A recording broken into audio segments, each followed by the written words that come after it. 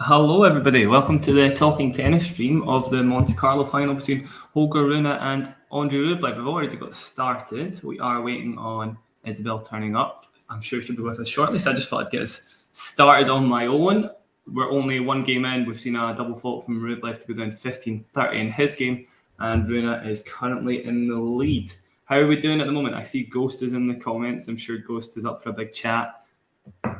Feel free to comment whatever you like, Ghost. To start, in the meantime, predictions. What are we thinking? I'm obviously Rublev's behind already. I think it's got to be Rune in terms of mental game, miles and miles ahead of Andrey Rublev. Second serve is going to be a liability. We've already seen the double faults happen. Rune can go for days from the baseline. I would expect a few unforced errors if Rublev's feeling tight, but he has been here a couple of times. Maybe we'll see something different from him. I still think if it's a contest, then in terms of mental strength, Rune wins every time. So another double fault as I say that, and it's 30-40. That's going to be a factor I'll be looking at the whole time. Can Rublev stay steady on second serve? Because the second serve is like the worst second serve in the top 10. In terms of speed, in terms of placement, in terms of variety, it's kind of dire. It's probably the biggest weakness in his game. And we've seen players like Tsitsipas in the Monte Carlo final last year, Medvedev in the Cincinnati final, the other Masters final that he made. It was a liability, and people were able to jump all over it, take advantage of him. I'm expecting it to be exactly the same thing here. He does nail a backhand down the line, though, so it's currently juice. He saved the break point. There we go. There's Isabelle. Good morning. Good morning. Yeah, what time is it there? It's about 5:50 in the morning. Wow. Okay. I only went to bed an hour and a half ago. Okay. Awesome. But here we are. How are you? Good, thank you. Yeah, how are you? I'm about as good as I sound. Yeah.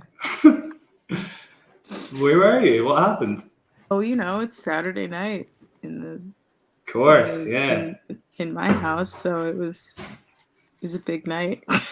Obviously, yeah, and obviously you'd agree to do a bit of commentary at 6 o'clock in the morning. That makes sense. Yeah. Very, very surprised you're here. Well done. Yeah, I'm a little surprised too, but You could be up for no reason. I'm expecting this to be a pretty one-sided affair, to be honest. I think 6-4, 6-3 or something like that to Rune. Really? I don't think we're going to get much excitement here, to be honest. I'm really underplaying Rublev's chances, but I'm surprised about that because if I recall, they played in the round of 16? Yeah, in Australia. Yeah, and that was a really long. Well, not really long, I suppose, but wasn't that 5 sets? No, it was. Yeah, it went like 10-7 or something in a final set tiebreak. So. Yeah, that was a doozy, and I think I don't know these two players very well on clay, so it could be a very different surface.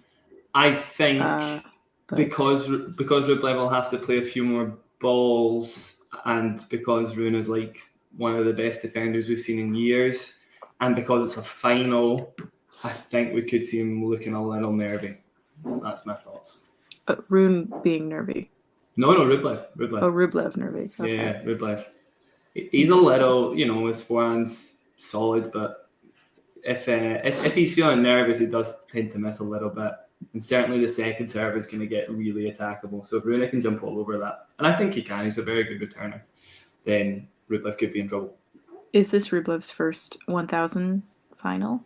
It is his third. So he made the Cincinnati one in 2021, lost to Sasha Zverev, unfortunately, and played Tsitsipas last year in the Monte Carlo final. So this is his second consecutive year now.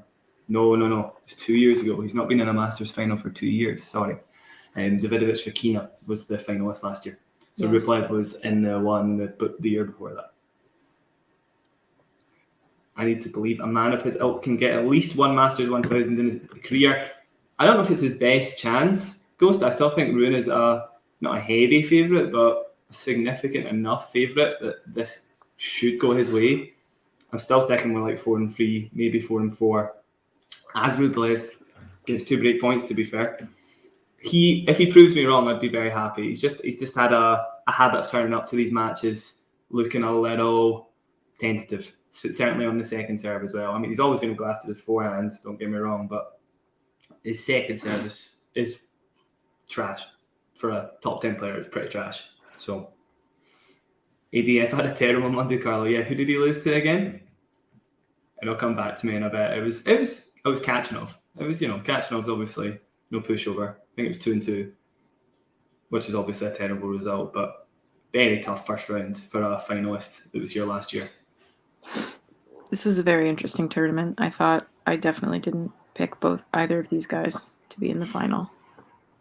Yes, likewise. Maybe Rune, but I didn't think Rublev was going to do it again. I thought Fritz would beat him, and he played somebody else that I didn't expect him to beat. So it'll come back to me by typing it into Google. Well, Kachanov, I don't know. To be honest, actually, he got quite a nice route to the final. Like Struff, obviously, is playing great tennis, but he beat Casper Ruud along the way. I didn't think Rublev was going to beat Casper Ruud, despite the fact Ruud's been playing pretty terrible tennis recently. Yes, he really has. Yeah, it's not been pretty at all. And then Kachanov, I mean, that's quite a good matchup for Rublev, like one of the few guys that can actually hit through him. So I still didn't expect to see him in the final. You happy to see them in the final, Isabelle? I'm happy to see Rublev in the final. He has my support. I mean, anyone who knows my particular brand of commentary knows I probably don't like Rune, so I'm not really happy to see him anywhere. But he's not. I don't quite like him yet. I'm not quite, standing him, but he's growing on me a little bit. He's actually not that bad. He had a few Medvedisms yesterday in his match against Sinner when he was shushing the crowd and stuff. And I mean, was he? If I like Medvedev doing that, I like Rune doing that. Although he doesn't pull it off with as much style as the Russian, to be fair. This tournament, oddly, kind of finally got me onto the Medvedev train. Yeah, you were late to that train. I know. I know. I was not. I mean, I can appreciate his tennis, obviously, but I was never quite on board with his attitude. But this time, I don't know. He got to me, and now now I might be a fan. I guess you were probably thinking about it when he beat Zverev in Indian Wells, and then you were sold when he beat him again in Monte Carlo. I'd imagine is the thought process there. I think it was the infamous press conference drama that has now put me on his side. That and his little ball kid linesman protectiveness before smashing it. Oh yeah. That was such a nice touch. So I think I like him now. Knocking the single stick over was so funny. I've never seen anybody do that. That was bizarre. Just so Medvedev. Finger to the lips, Medi. Finger to the ear, Rune. Rune had his finger to his lips as well. I guess it does come across a little brattier than Medvedev, but there's no denying Medvedev in a way is a bit of a brat. He's just quite likable. Well, Medvedev's a little older, and he does it with some kind of like oh yeah, like I'll take it. Like remember what he said at the US Open, which was like, oh yeah, I love your hatred. Yeah, I think he said, keep booing me, guys. I'll just play there. If you want me to keep winning, keep booing me. Yeah, so whereas when Rune does it, it's kind of this... It's a little petulant. Like whiny kind of thing. He is still a little petulant. And by the way, this game is going on for a while. Rune was able to save 2 break points with steady stuff. Rublev eventually coughing up errors. So it's now advantage Rune. He's just solid. Rune is solid, man. Like, he's one of the most solid players we've seen in ages. And if you keep sort of just like giving him balls, like you try and do a Djokovic with him, he'll absolutely hammer it eventually. He's very deceptive.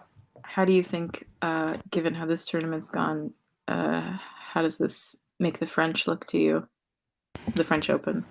I don't want to count out Nadal for some reason. Just because every single time you do, you regret it. So I mean, if Nadal's 80% health, he's the favourite every single time. But I still think if Alcaraz plays, Alcaraz is playing well enough on clay, I think, since, well, last year he did anyway, to win the French Open. I would probably make him second favourite. That's a horrible beeping noise, sorry. And Rune is probably about third. I still think, well, Sinner yesterday, honestly, I was so gutted about that result. Not so much that Rune got through, but it was more, this is kind of becoming a recurring theme where Sinner just can't quite perform when the matches get really big, and he's played enough now that it is a thing, you know. He's just like got one gear missing when it push comes to shove, whereas Rune, Alcaraz, these guys, none of them do at all. I think Sinner needs a new stylist. Yeah, I saw your tweet about that. Yeah, no, but I think that would do it. I think that would improve his game if he just had better outfits. Something to pair with the hair, honestly. We need to take advantage of that more. It's beautiful. Hi, Jane.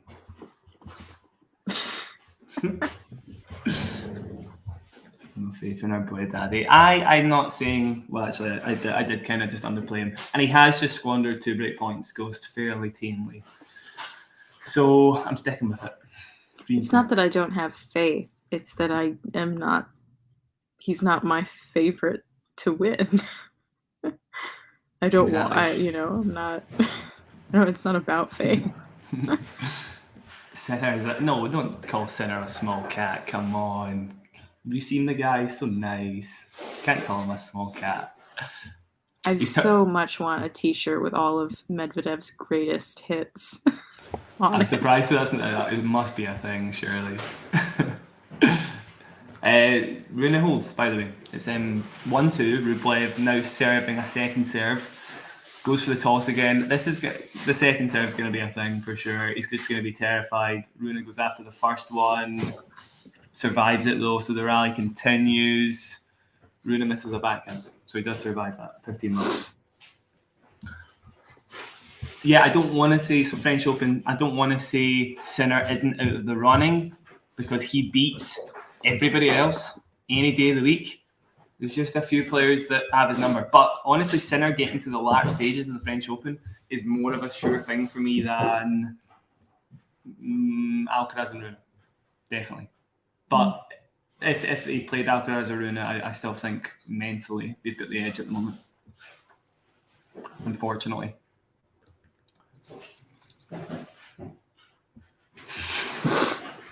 Thanks, Ghost. 30 love, Rublev serve, second serve. He's rolling at the moment. Nothing spectacular so far. Double faulted again. That's the third time in the match. A wry smile. Did you get to see any of Rublev and Dimitrov's Monte Carlo old racket content? No, I didn't. I saw the memes that came from it. It's very funny. It's very funny. Give it a watch. It's some of the best content tennis TV have come up with in ages. It's always very poor, but not on this occasion. It was very funny. And Rublev's a delight. He's so funny. Yeah. He's becoming close to one of my favourites, actually, just because he's such a funny guy. I do like him a lot. I'm pulling for him. I really want him to make a semifinal this year. Rublev? In a Grand Slam, yeah. In a Grand Slam, yeah. Oh my God, yeah. That record, for those that don't know, 0-6 in Grand Slam quarterfinals. These big matches do get to him. That's 3 or 2 Masters finals he's lost. It's 6 quarterfinals of Grand Slams he's lost. It's hard to say Rublev is, among the sort of top 5. Well, he's not among the top 5 in the world until he can sort of overcome that hurdle. As soon as he gets, if he won the Monte Carlo title here, actually, let's look it up. Sorry, there's a concert going on in my kitchen.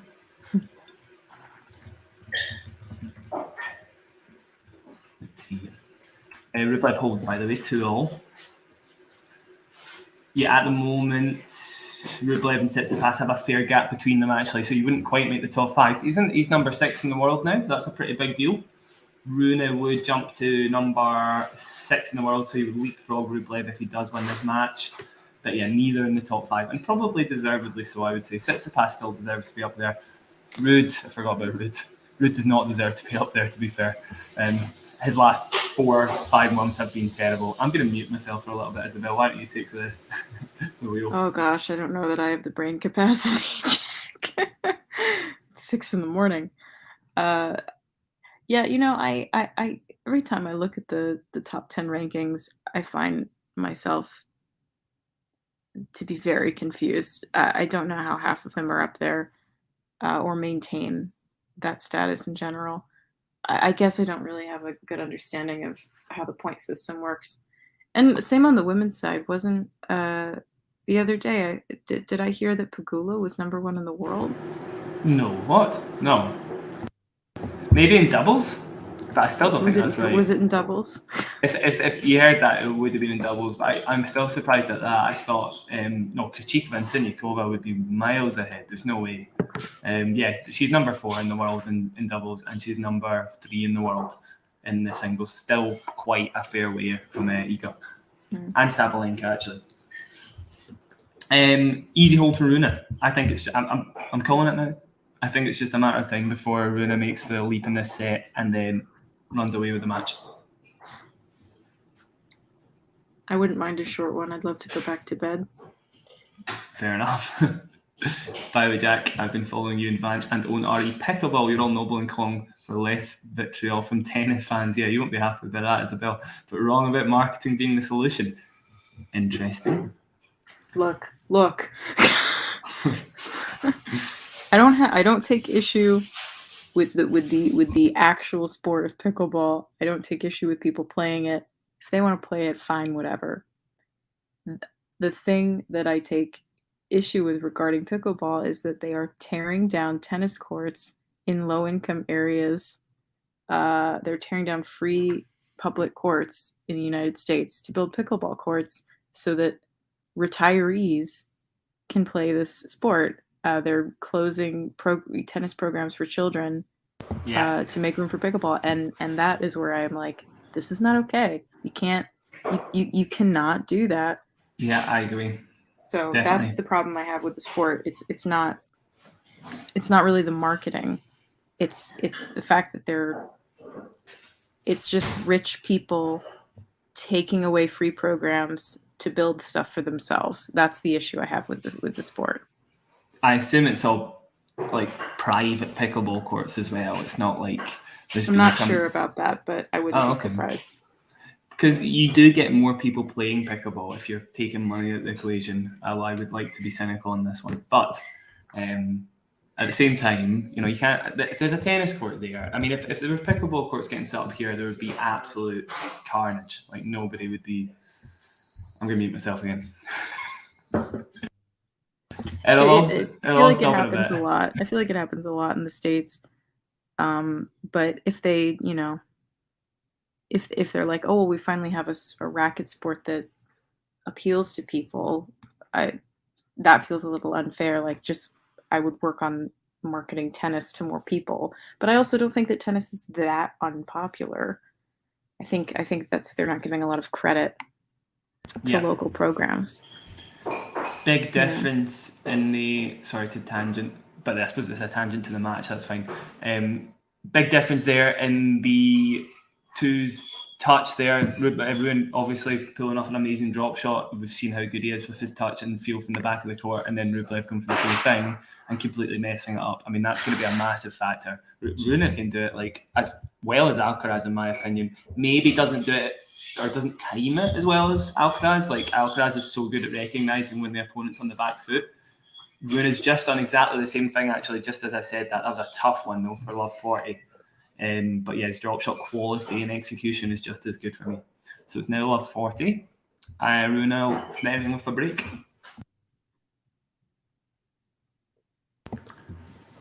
It's all quite interesting, isn't it, the politics of tennis? And pickleball to a degree, but...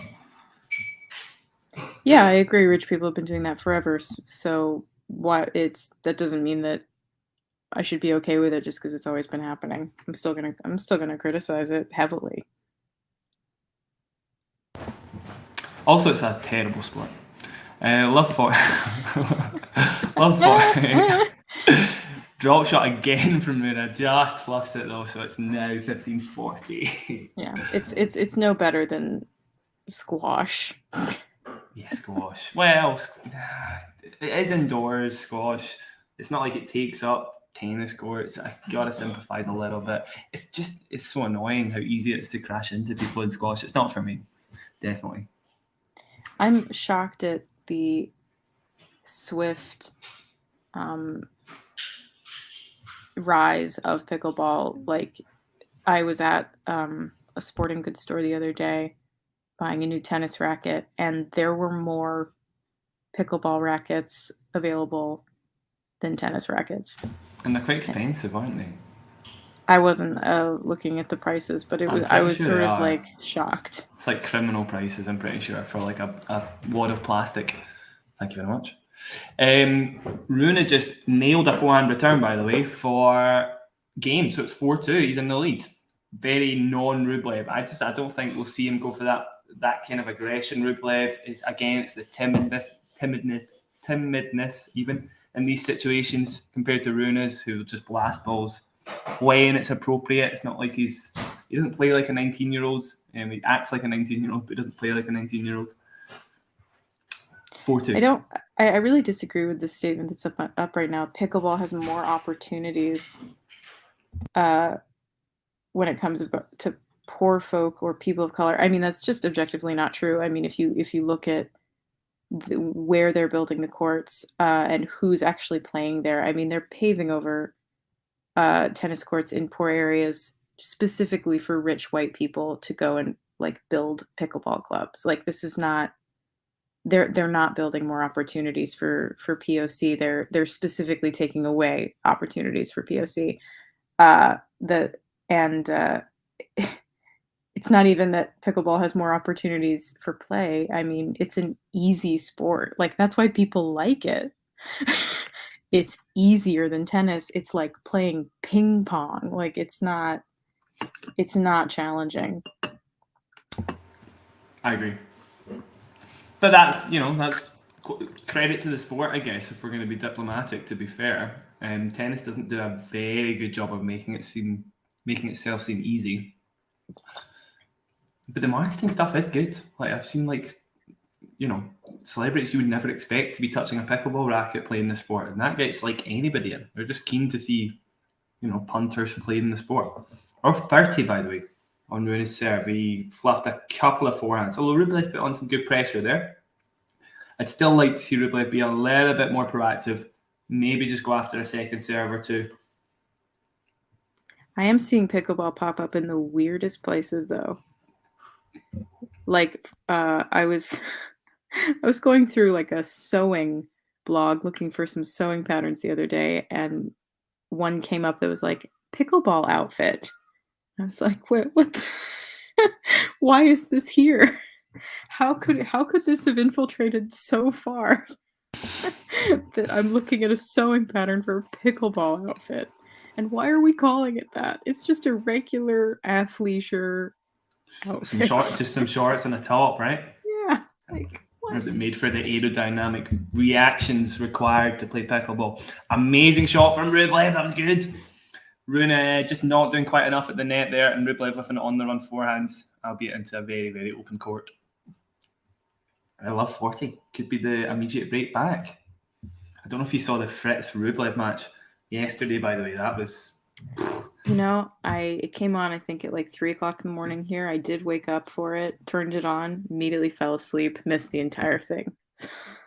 Fair. I was on quite late. Yeah.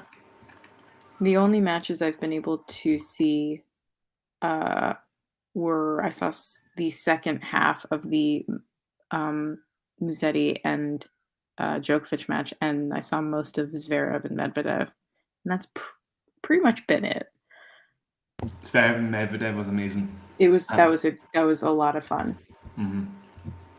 Djokovic Musetti was pretty fun as well, even if Djokovic wasn't playing at the peak of his powers. I mean, that's what made it fun for me. Fair. That's fair. The Fritz Rublev match, though, that was probably... I wish I'd seen it. I think It was the worst match I've seen Fritz play in years and years.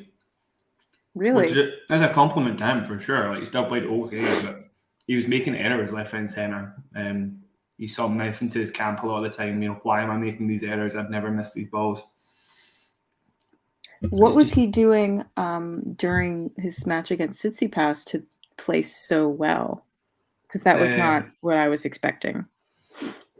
Yeah, it was kind of weird. Oh, but so when Tsitsipas has played at Monte Carlo, he has a tendency to sit in the ad court, find his forehand regardless of what happens in the next shot. So he does leave a massive gap in the juice court, and very few players have been able to take advantage of that. But Fritz was, the way Fritz was hitting backhands down the line, off returns and stuff as well, it was fantastic. I've never seen anybody do that to Tsitsipas in the last couple of years. Obviously, Tsitsipas has 1 year, 2 years in a row, and Fritz played better than anybody at that tactic than I've seen. By the way, Rune has just saved another 3 break points, I should say. This time with an unreturned serve. Didn't really give Rublev a chance. He had a lovely net approach. Again, that variety coming into play, able to close down the net so well before the ball gets over the height of the net, or under the height of the net, I should say.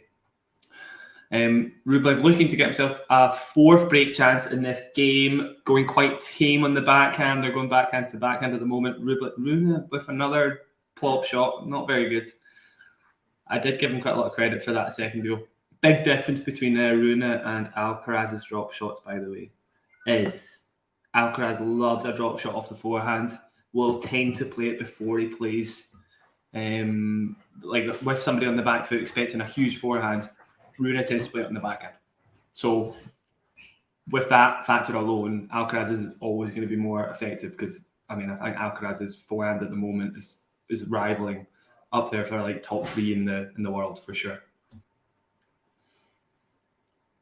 Rune saves a 4th break point with a lovely overhead. No Jocko smash today. Just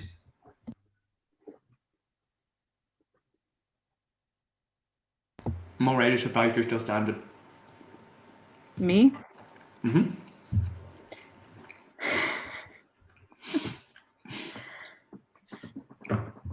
It's yeah, I'm not entirely.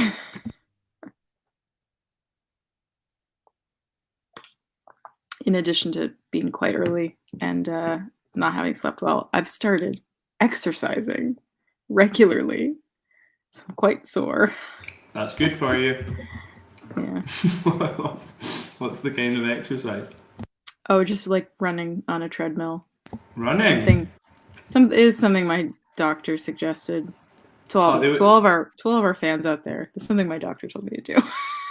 They do suggest crazy stuff like that. So you've been doing it though? I've been doing it every day the last week. Wow. And I'm really sore and tired. I'm probably not sleeping enough to recover. I was going to say, it probably will. It'll be the running that's done it today, not the hours sleep that you had prior to coming on the stream, probably. 5th break point. Massive serve down the tee. Rune misses it, so it's a second serve. I would love to see Rublev do something with this. Yes. I like the guy. I don't want to see him checking out. He pats it back. It was a high one, to be fair. Rune misses the forehand, though. So it's 4-3. I think if this were a longer match, I would probably give Rublev the advantage, but in only 2 sets, I probably would give it to Rune. Yeah, although he did get the break, so okay. I honestly don't know if it, for me, it doesn't. Just from what I've been saying, I'll stick to that. Although Rublev has proven me wrong in some departments, but from what I've been saying, I'm expecting a lower than average performance from Rublev, being just in a big final, basically in a big match, and I'm expecting that to impact on his performance. Basically, I don't think it will matter too much if it was best of 3, best of 5. I just think he'll be a bit nervy. The Australian Open wasn't really he's been in the round of 16 before. The quarterfinals, you can say it's just another match, but there's no doubt he's been playing worse in those matches. There's no doubt. Who did he play in the quarterfinals of Australia? He played. Come back to me. What is it? We had Tsitsipas there, didn't we? It wasn't Tsitsipas. We had Novak. It wasn't Novak. We had Tommy Paul, and we had Karen. Karen. That was it. So it was one of those guys. Can't remember who. It's not coming back to me. Maybe Tommy Paul?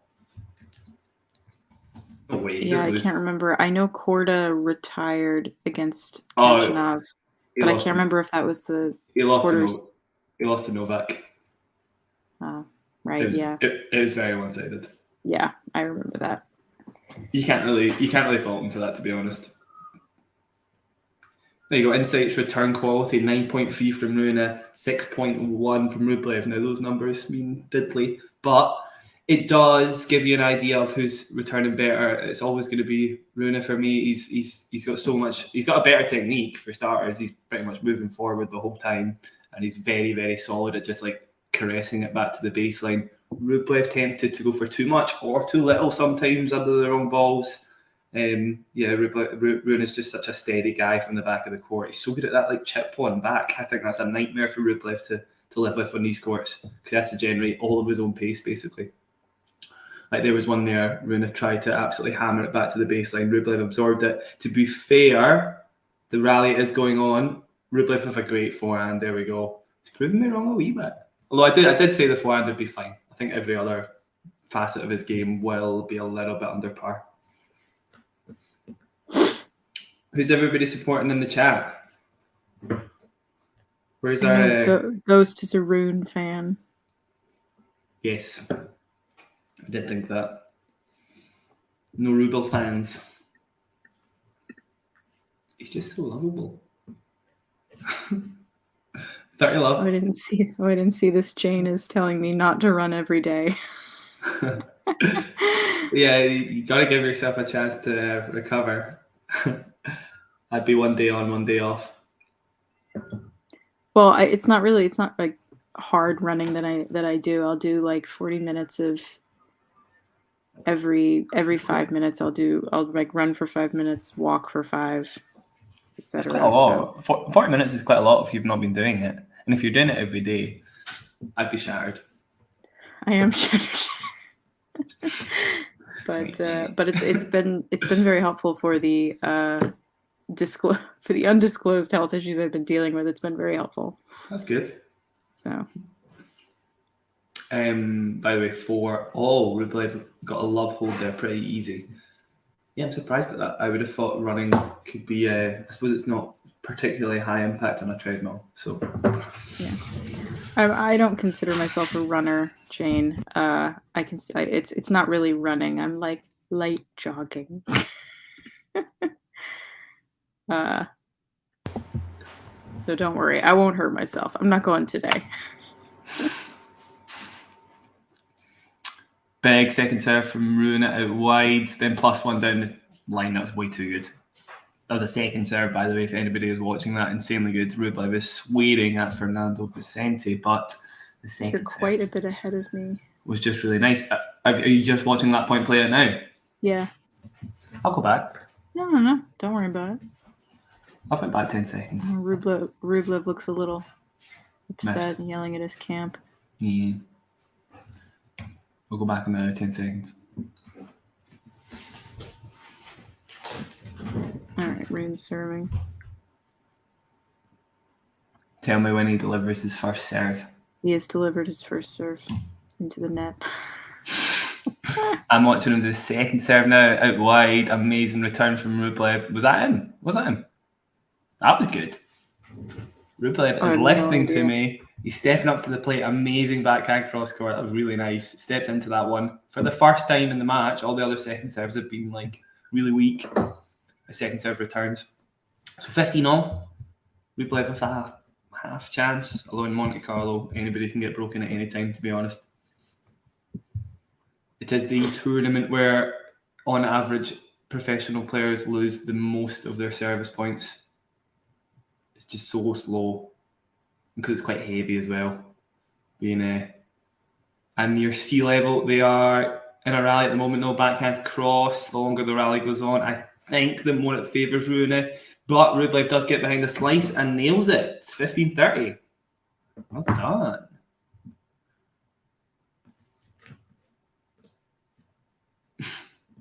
A sweet boy t-shirt. Oh, Jane. What is this sweet? What is bois? What is that? What is boy? Yeah, what am I missing? Have you I'm heard old. Rublev? I'm old, clearly. Like, Have you heard Rublev's grunt? I mean, Boy, he does have one. boy. Is that what it is? Yeah. Bois. Yeah. I had no idea. I was not paying attention, I guess. Just on time, by the way, for a fluffed return with the boy, but it just missed the baseline, and it's 30-all now. Well, Ghost is off. See you later, Ghost. Normally, Not a real leftist. Okay.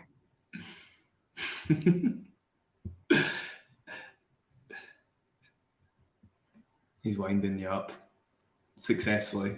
Sounds like one of those people who think that I can't have a nuanced opinion About pickleball. And about anything that Anything. remotely political. If it can't be nuanced and then also part of the Progressive Party, but whatever. Slice goes long from Rublev, by the way, so it is 40-30. He's raging at that one. Don't know what he did wrong, to be honest. Not seen him slice more than twice in his career, so I guess he just doesn't do it that often. Second serve, Rune. Rublev does try to step in, doesn't really rush. Rune, though, straight back to him. Can't get it deep enough. They're going backhands cross. Rune with a forehand, not enough. He can go for days like this. I would expect Rune to come out on top here. If Rublev does win this, he's actually in the ascendancy, 2 amazing forehands in a row. Good enough. Well played. Okay, Rublev. Is this going to be your first Masters title? Of course, we've seen Rune with one already, one in Paris. Defeated like every single member of the top 10 in 1 week. Sun is just starting to creep up here. That can be grim when you've like when you've only had an hour's sleep, to be fair. Yeah. I didn't do it on purpose. I intended to be home by about midnight, and then it was suddenly 3:30 in the morning. That's what happens. Yeah. Second serve, Rune, double faults. Double faults. Advantage. I'd have said to John, it's not happening, to be honest, but I'm sure he'd have understood. But you're here now, and you're here for this break point. It's 4-all. Does Rublev take it? If this were the French Open, I probably wouldn't have, because with the option of it going to 5, I would have said no. Yeah, it's fair. But best of 3, like, yeah. Well, I'll get up. I don't have a job right now, so I'll just go back to bed when it's over. Fair.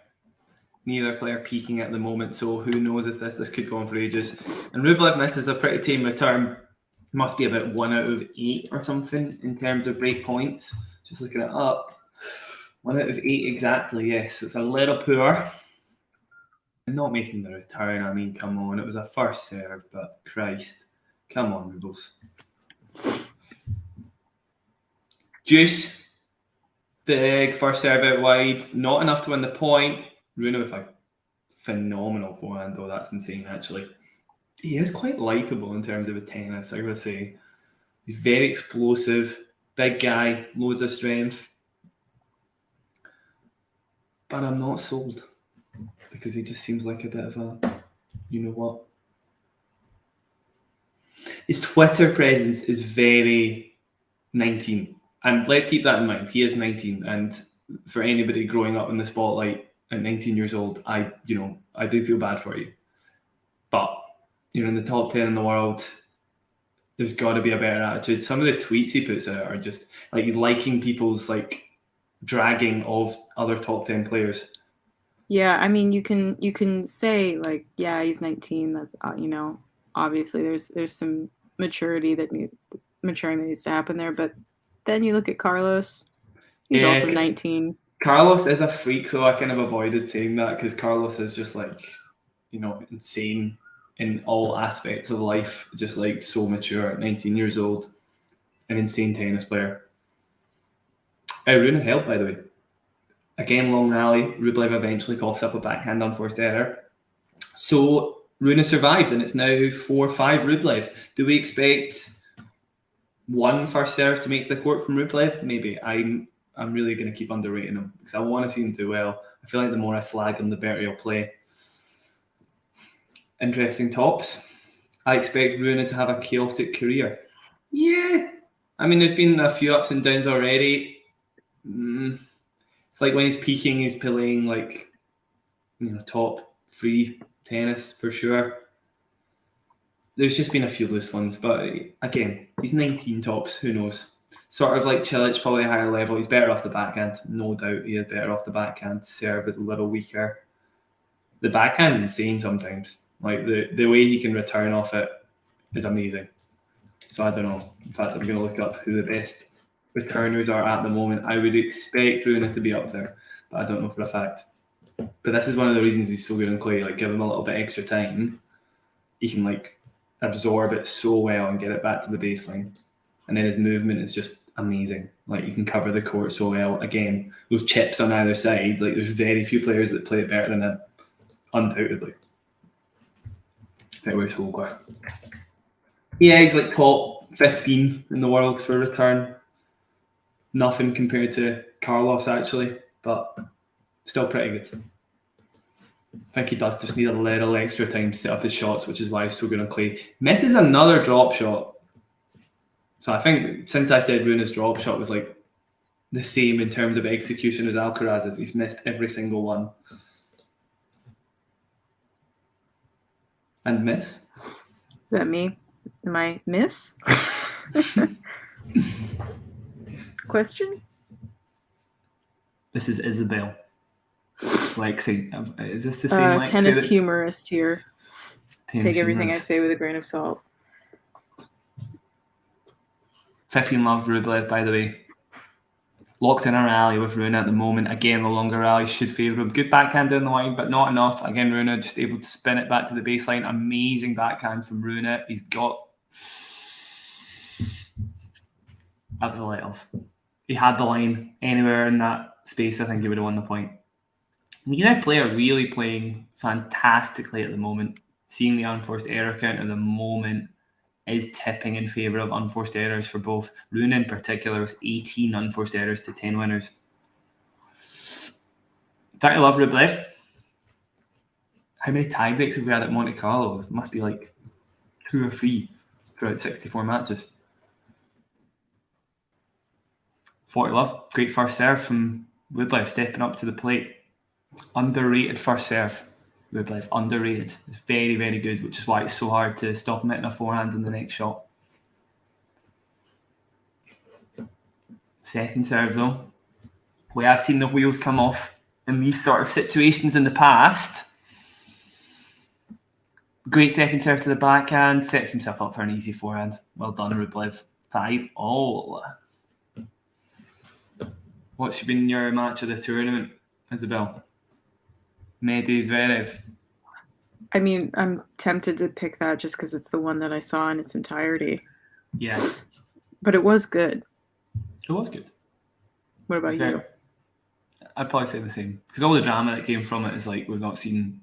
I love that. Yeah, I know. We've not seen drama like that thrown for a while. It was good. Really enjoyed it. Medvedev just like... He said it how it was. It's amazing. Yeah. He always says it how it is, but he really went on one. I'm going to turn that off. Give me 2 seconds. I'll get some water as well.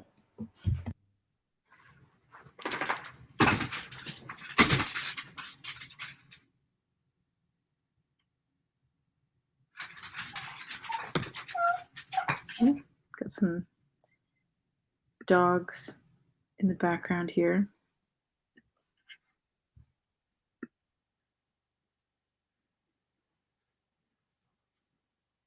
All right, so Rune is serving at 15.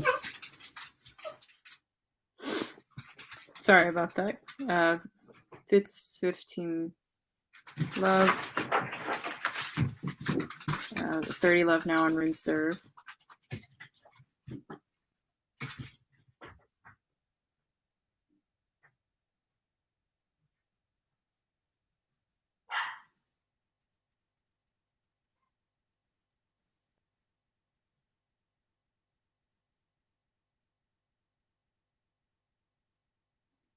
right, second serve. Oh, and just long. I think that was on the backhand from Rune. 30-15.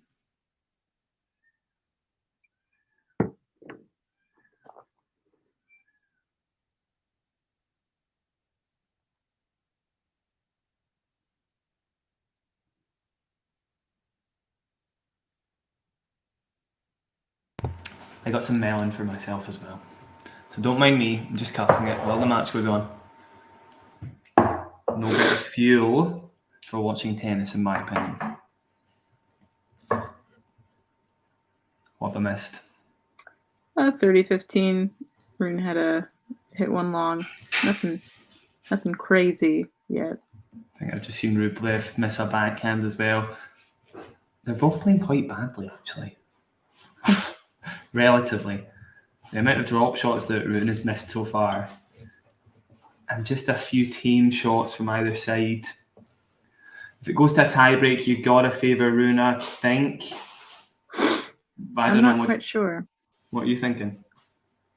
I'm really not sure. I don't know. 6-5. Good hold from Rune. No, I think if it goes to a tiebreak, we see a couple of very slow second serves from Rublev. Again, that's the biggest weakness in his game, in my opinion. It just sits up. There's no variety at all. It's pretty much always to the backhand. I mean, you watch Medvedev playing his second serve. He's hitting 105-mile-an-hour second serves out wide in the juice court. I mean, that's so hard to attack, and they can do it confidently. Rublev is he's a sitting duck sometimes. So I think he gets a little bit tight in the tie break if it does go there. And that's where he'll get undone. That's my prediction. I fucking love melon. I can't swear, sorry, but I really do like it. It's put me in a very good mood. What are your predictions for the French Open, Isabelle? I mean, I'm willing to be proved wrong, but I don't expect to see Nadal in the final. I know.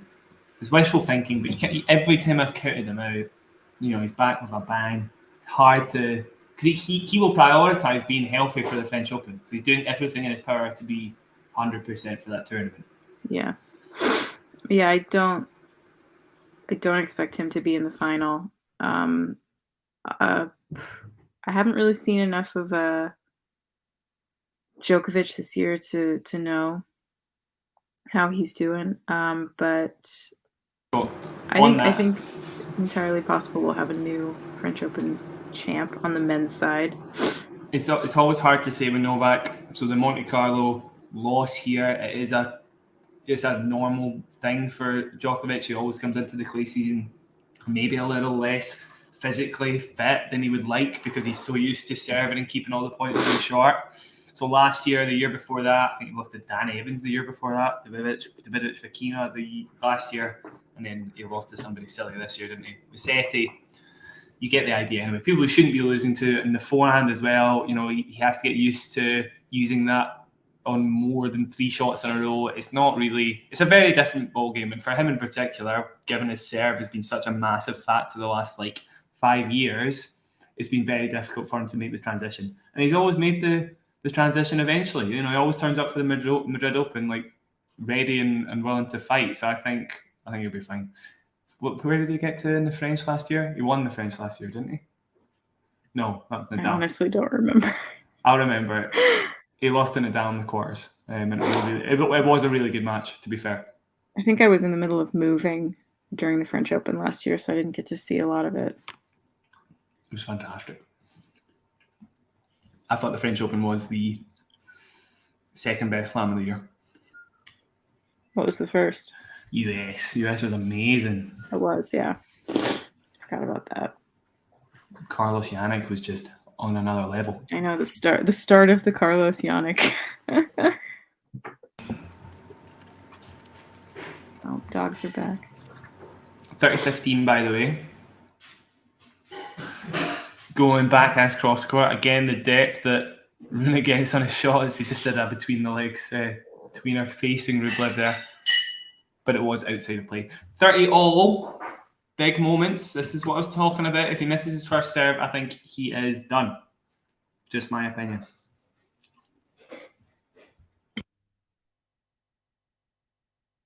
Big first serve from Rublev. Misses. 211 went too big.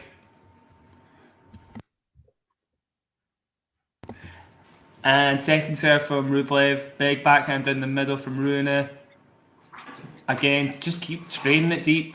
A lovely slice. I was talking about that earlier. Comes off the line. Amazing from Rune. So good. Rublev's going to feel like he's aggrieved there because it's been a terrible bounce, obviously, when it comes off the line. But you just got to say too good if Rune gets it that deep. As I say, he's so good at neutralising the point with that sort of shot. Like, I don't think there's any other player that does that better than him. Apart from Medvedev, maybe. But it's a different kind of defence. Set point. And yeah, the team second serve did get him. So if he misses the first serve again here, I don't fancy his chances. He makes it. Rune gets it back deep. Rublev just sprayed the forehand. So unfortunately. Oof. First set gone. First set to Rune. 7-5. I was kind of hoping for a tie break. Same. I wanted to see a little bit of drama. It ended up just being a case of make Rublev play from the back of the court, which worked well. I always thought that would be the play. You don't have to go too big against him, especially in this sort of pressure situation. So it worked well. Rune takes the first set. 7-5.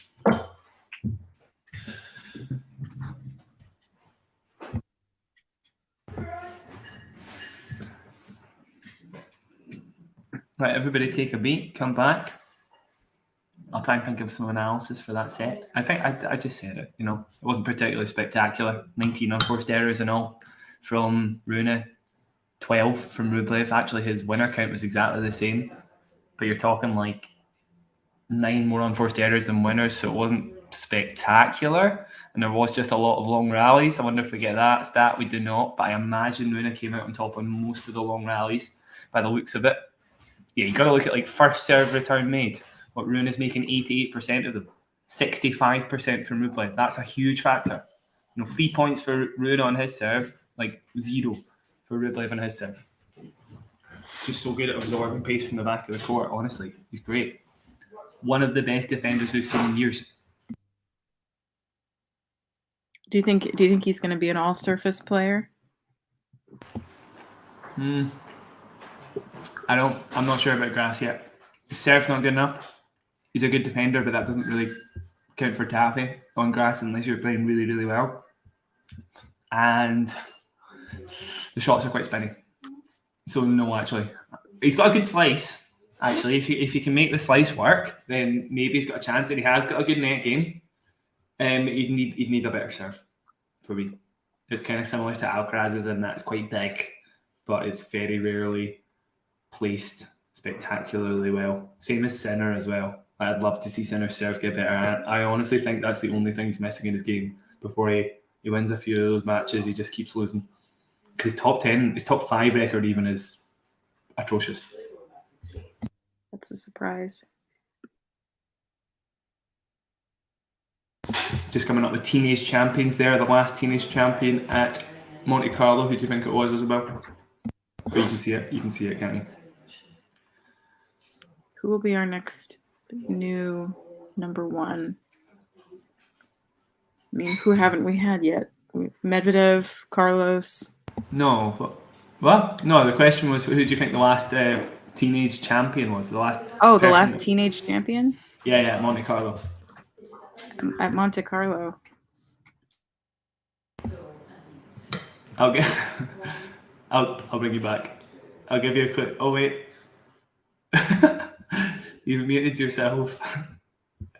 Technical difficulties. Please stand by. Sorry about that. There you go. You're back. Please enjoy my dog in the background here. I'll give you a clue. It's really easy. Okay. Who's the best player at Monte Carlo ever? Who's the best player at Monte Carlo? Ever, yeah. in the history of Monte Carlo. I'll give you a clue. His name rhymes with Jaffa. Oh, it's Rafa. Yeah, it's Rafa. He was the last guy to win as a teenager in 2006. So that was 17 years ago. Farewell now. Tops is taking... It's early. Give me a break. Yeah, no. Tops is taking Zverev for the French Open. Oh my God. Or who will be the next new number one in the world? I don't know. I see that's the question you were answering. That's tough. Yeah, do you know, actually, Tsitsipas has got a really good chance. He has probably been the most consistent in terms of getting deep in tournaments out of all the other players. That's why he's number 4 in the world. So, like, one big result, and I think Tsitsipas could be there. Because I think, obviously, if he'd won the Australian Open, for example, he would have been number 1. You know, he's one match away.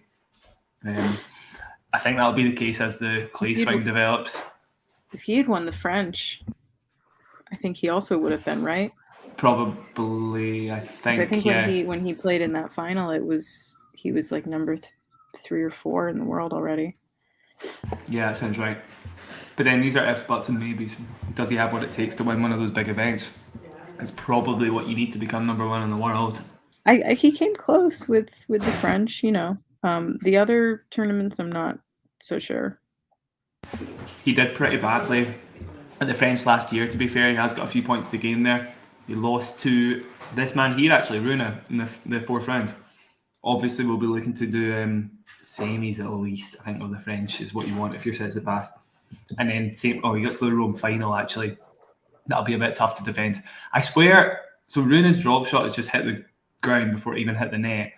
I don't know what's going on with it, but it's been dire. He's won that first set, executing drop shots like worse than anybody I've seen in the top 10. What about Fritz? Do you think he has a chance of being number 1 at some point? He is playing better on clay. You kind of do need that, you know, to be doing well at every tournament possible to have a chance.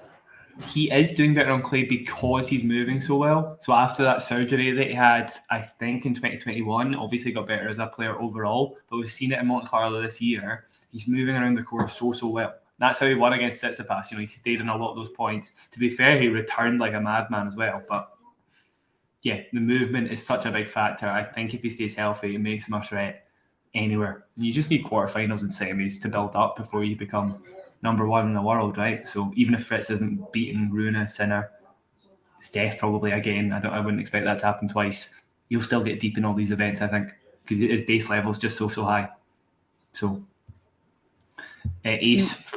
To me, that was maybe my favorite drama of this tournament, even though the Medvedev one was fantastic. Stefanos criticizing U.S.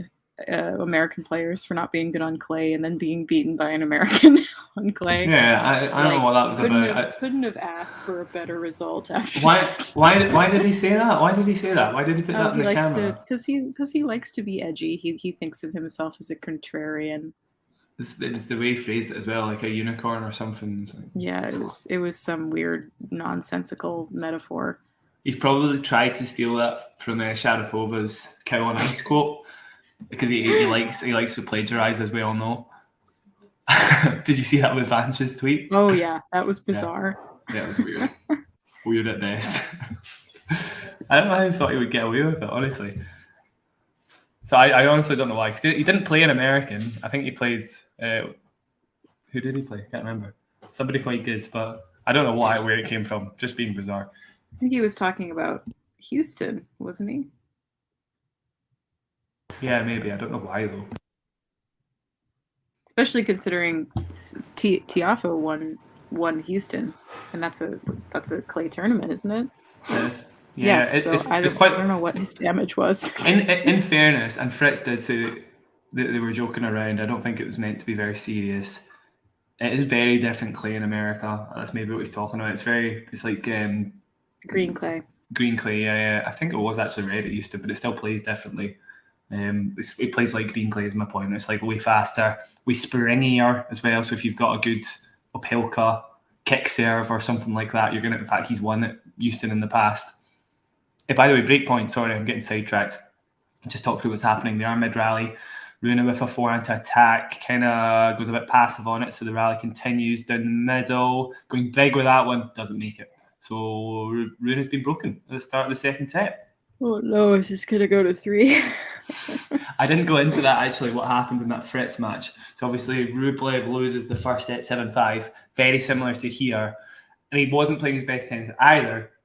But he had like 3, I think he was up a break on 3 different occasions. So he was up 2-1, up 3-2, up 5-4, gets broken back immediately after every single game, and eventually loses the set 7-5. When he came back, his base level was high enough anyway, because Fritz was playing pretty badly. But it was high enough to get like 6-1 in that second set. So I wouldn't be surprised if he sort of digs in. I still expect him to lose overall. I wouldn't expect. Basically, Isabelle, you're here for free. But we'll see. My own fault. Should have gone to bed when I had the chance. Ifs, buts, maybes. What is it? Nadal says if doesn't exist. Too late. Second serve. Are you enjoying the match at least? Yeah. We do match. keep getting a little sidetracked. Hopefully everybody's enjoying it. We've got plenty of commentary on the match as well, so we're keeping it mixed. Afternoon, John. Hopefully we're more entertaining than McEnroe. That's my goal. What has McEnroe done recently? Play pickleball? Nothing. He just never talks about the match at hand. No, he doesn't. That's true. I don't think we can hold a candle to Jim Courier, though. He's my commentary idol. Yeah. Yeah, he's so good. I like Darren Cahill when he commentates.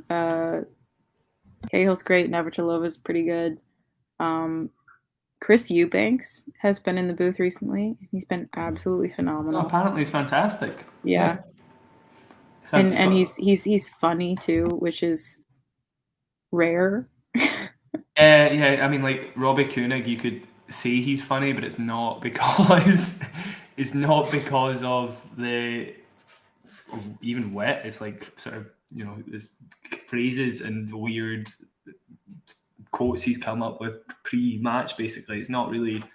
If you get me, it's not the same kind of humor at all. Yeah. You don't really get people who are on the cuff or off the cuff like funny. Yeah. Doing commentary. Andy Roddick actually.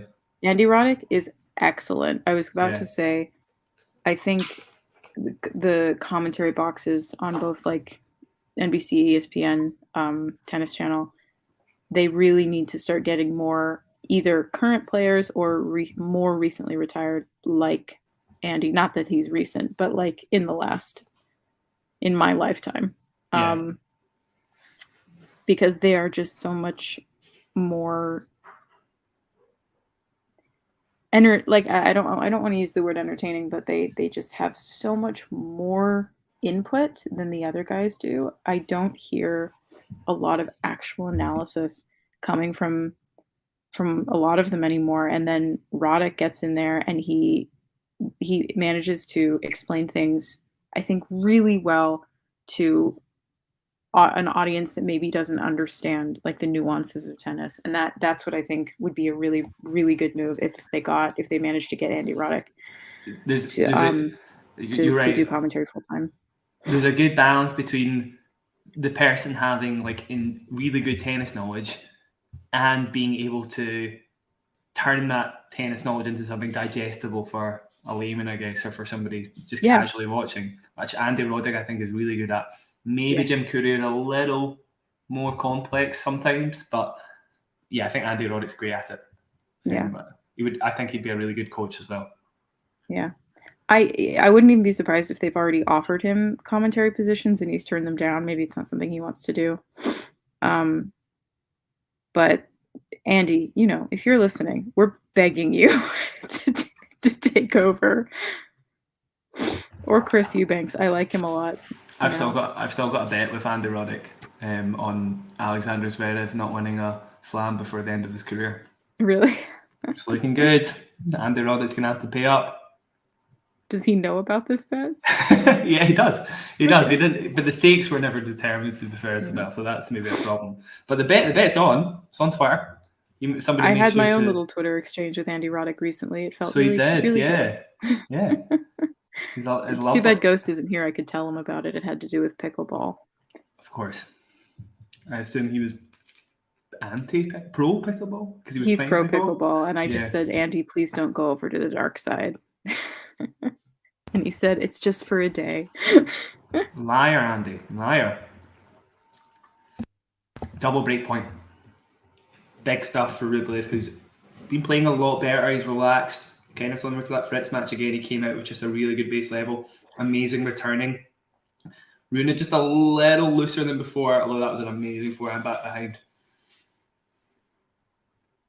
You can just see as it gets tight. Rublev's I think Rublev's a great front runner anyway. He just doesn't get ahead in these big matches that often. But it's like when it's tighter, it's just he does just take his foot off the gas a little bit. It's just annoying because I know how. I think I am now standing Rublev basically. Because he's just so likeable and you want him to win these matches, but he just always comes up second best. Yeah. Rune, by the way, just scuffed a forehand, so it's now break point again. Second serve as well for Rublev to work with. Great to Rublev's backhand. Finally makes one of those drop shots, I think, Rune. Yeah, and it's enough to win the point. He must have missed like 10 in a row before making that one. So that was very clutch.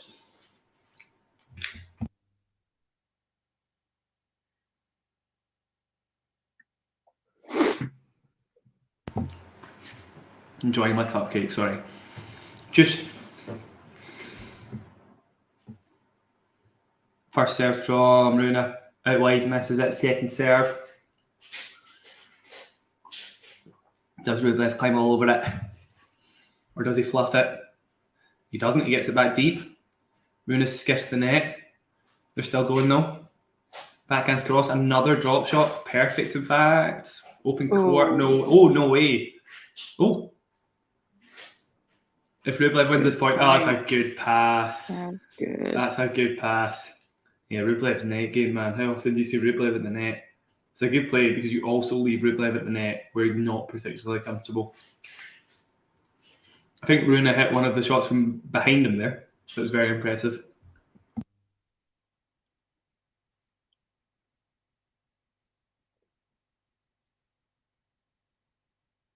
Advantage Rune. Just remembering how Rune played when he beat Novak in that final in Paris. Like, it was insane. Obviously, Djokovic a tiny bit off his game, but the way he was attacking with his backhand and stuff, I think he's a big player. Like, he's maybe the whole petulance thing, the whole like being 19 and just looking like a bit of an idiot half the time works in his favour because I think he feels like he's got a point to prove. There's almost a bit of fire to him, which does make him kind of likeable. Actually, I kind of like it. I don't know if that redeems him for me, but he's had a few moments where you would not be blamed for not forgiving him, for sure. A few slurs and stuff like that, and stuff he's obviously made up about Rude and stuff. Yeah, just teenage. Yeah, but again, really. Exactly, teenage petulance. So give him a couple of years. If he's still the same person, then I mean, we're not excusing it, but we are chalking it up to that. If he does not improve by the time he is 23, 22. Yeah. He's only 19. Keep forgetting that.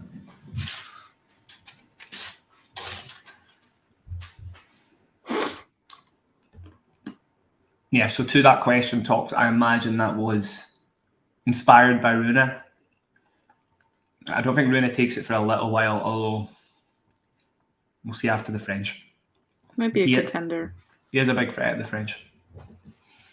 So it could happen for sure. He's one of the few guys that I could see beating Novak again on a slower court. And that is a big factor. If you can beat Novak anywhere, you've got to be in like the top 3 favourites of the tournament.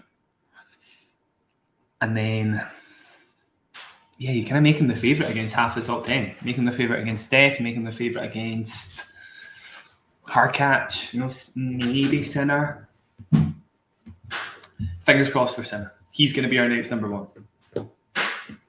You heard it here first. Rune holds. So 2-1 to Rublev, just the one break instead of the double break cushion that he was looking for.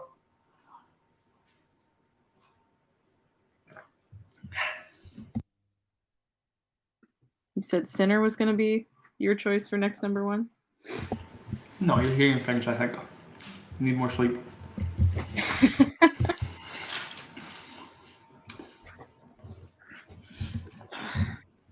Second serve there from Rublev, but next a backhand.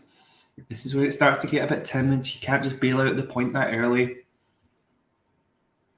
It's those unforced errors at like the third shot of the rally. He's got to cut that out. There's just no way. He obviously wants to finish stuff quickly against Rune, who's going to rally for days from the back of the court and move sublimely, but you've got to keep the rally going a bit longer than that.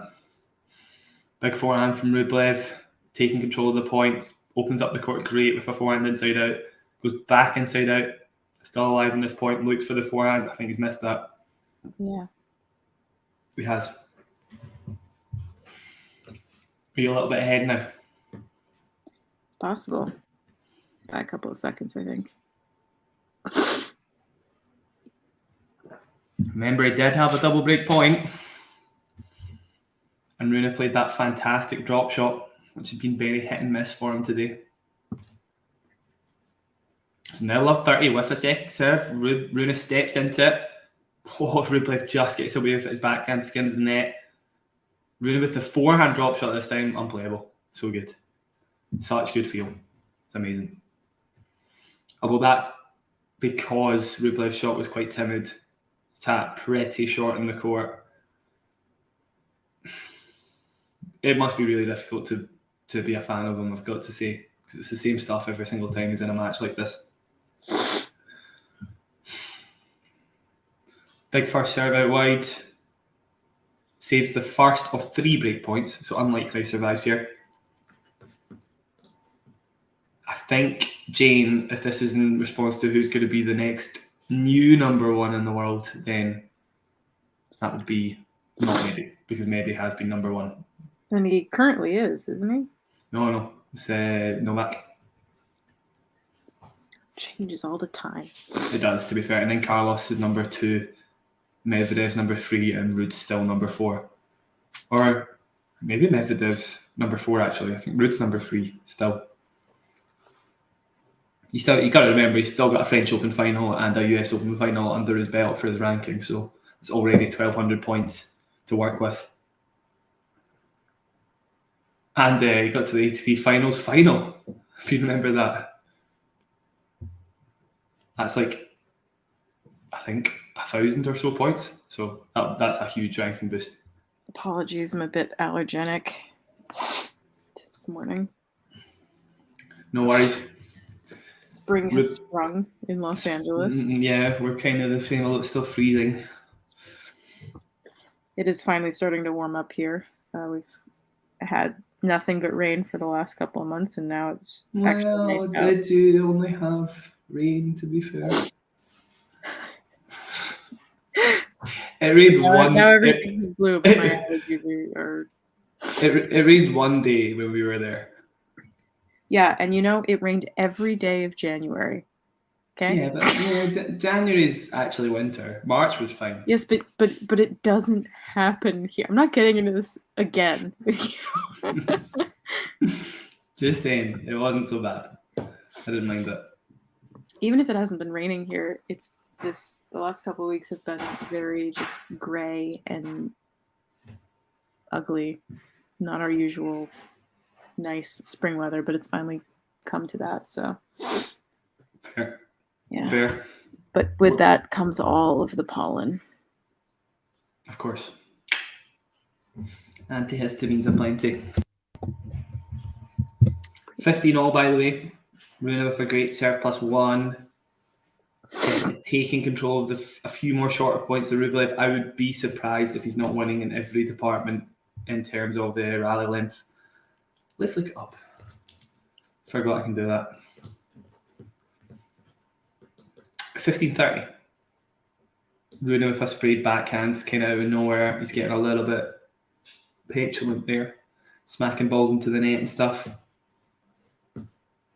I can't look up those stats, never mind. Second serve out wide to Rublev, backhand, heavy drop shot from Rune. That's going to be put away, yep. Poor stuff from Rune there, way deep in the court, as if to prove my point wrong about the execution between Medvedev, between him and Alcaraz, I should say, in the drop shot.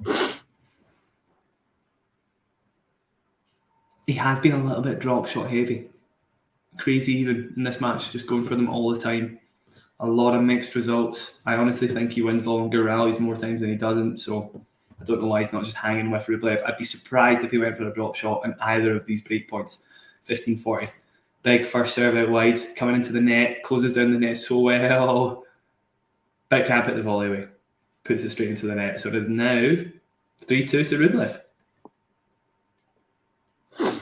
I'd be turning it around. We'll see. Yeah, John was, I believe, arranging the funeral for Medvedev. He really didn't have any hope in hell of him coming back. And Medvedev? Yeah. Coming back from what? Just being rubbish for a whole year. Like he was very poor for a long time, just really bad on break points and stuff. He's definitely a major contender on hard courts. Probably not at Wimbledon. Well, maybe. I don't know actually. He's just not very good at the net, and you kind of, it's certainly a boost to be able to finish stuff off at the net. But his shots, you need way more than just the ground strokes at Wimbledon. Yeah, his shots work well though in grass, and his serve's amazing. He might have a chance. I don't know. I'm surprised he's not got further in the past. The people he's lost to have been Hurkacz, and Hurkacz just served it of his mind for a 5-setter. To be fair, is there someone in your opinion who's going to be the next, or who might already be the next great grass player? I know we haven't really had one. I mean, you could say Novak is, and he is, but maybe the best that we've had in the last 20 years is Federer. But do you see anyone kind of coming into that? Yeah, if Carlos's serve gets better, why not? Like, it's not a very orthodox grass game, but if he can start placing his serve well, he comes into the net well enough to throw in frequent serving volleys. His ground strokes are big enough to fly through the grass. It could be unplayable at times if he's playing well. He played Jannik last year in the round of 16 and lost in 4 quite tight sets, but his returning was terrible. So I think if he can get used to returning a bit better on grass, maybe it's just on him a little quicker. You can rush Alcaraz, that's the thing. That's about his only weakness. Maybe if he tidies that up, which why not? Carlos is pretty much tidying everything he can up within the space of like months. And yeah, he's got a very good chance. What about Felix? Yeah, actually. Yeah, Felix's serve is good enough. Shots are maybe a little... He can plan it out, actually. I just feel like he's not quite... You don't see him at the net very often. You don't see him slicing that often. I feel like I've seen him incorporate that in the last year a bit more. I saw him at the net a lot the last time I saw him play. Maybe then. I suppose I've only watched his big matches recently where maybe he doesn't get as much of a chance to do that. His serve is good enough that, off the back of that alone, he might have a good chance. I mean, he's been in the quarters before, right? Yeah. He lost and to... didn't he win... was it Rotterdam? He did win Rotterdam, but that's a hard court tournament. Oh, is it? Okay. Yeah. You might be thinking of Stuttgart, maybe. Wasn't there a grass tournament that he won last year or a couple years ago? He reached the final in Halle, right? A couple of years ago. I can't remember who he lost to. It was, yeah. And he beat Federer along the way, actually. So he's obviously, again, the serve's good enough that maybe semis, but I don't see him winning the title for a few years until he adds a few more things to his game. Certainly if he came up against Novak, no chance, I would say. Rublev holds, by the way. 4-2 in the second set. Fritz was very close to making the final last year. The final of Wimbledon? That's right, yeah. He obviously... He lost in the quarters, didn't he? He didn't really know what to do against wilting Rafa. And yeah, that was a weird situation. Yeah, he kind of lost his confidence a bit and ended up losing that match in 5. Yeah. Obviously if he'd come through that maybe could have beat Kyrgios in the semi-finals, I guess. Again, just a good enough second serve that he can do anything off the back of that. Yeah, I think he would have easily beaten Kyrgios. Easily? Yeah, I do.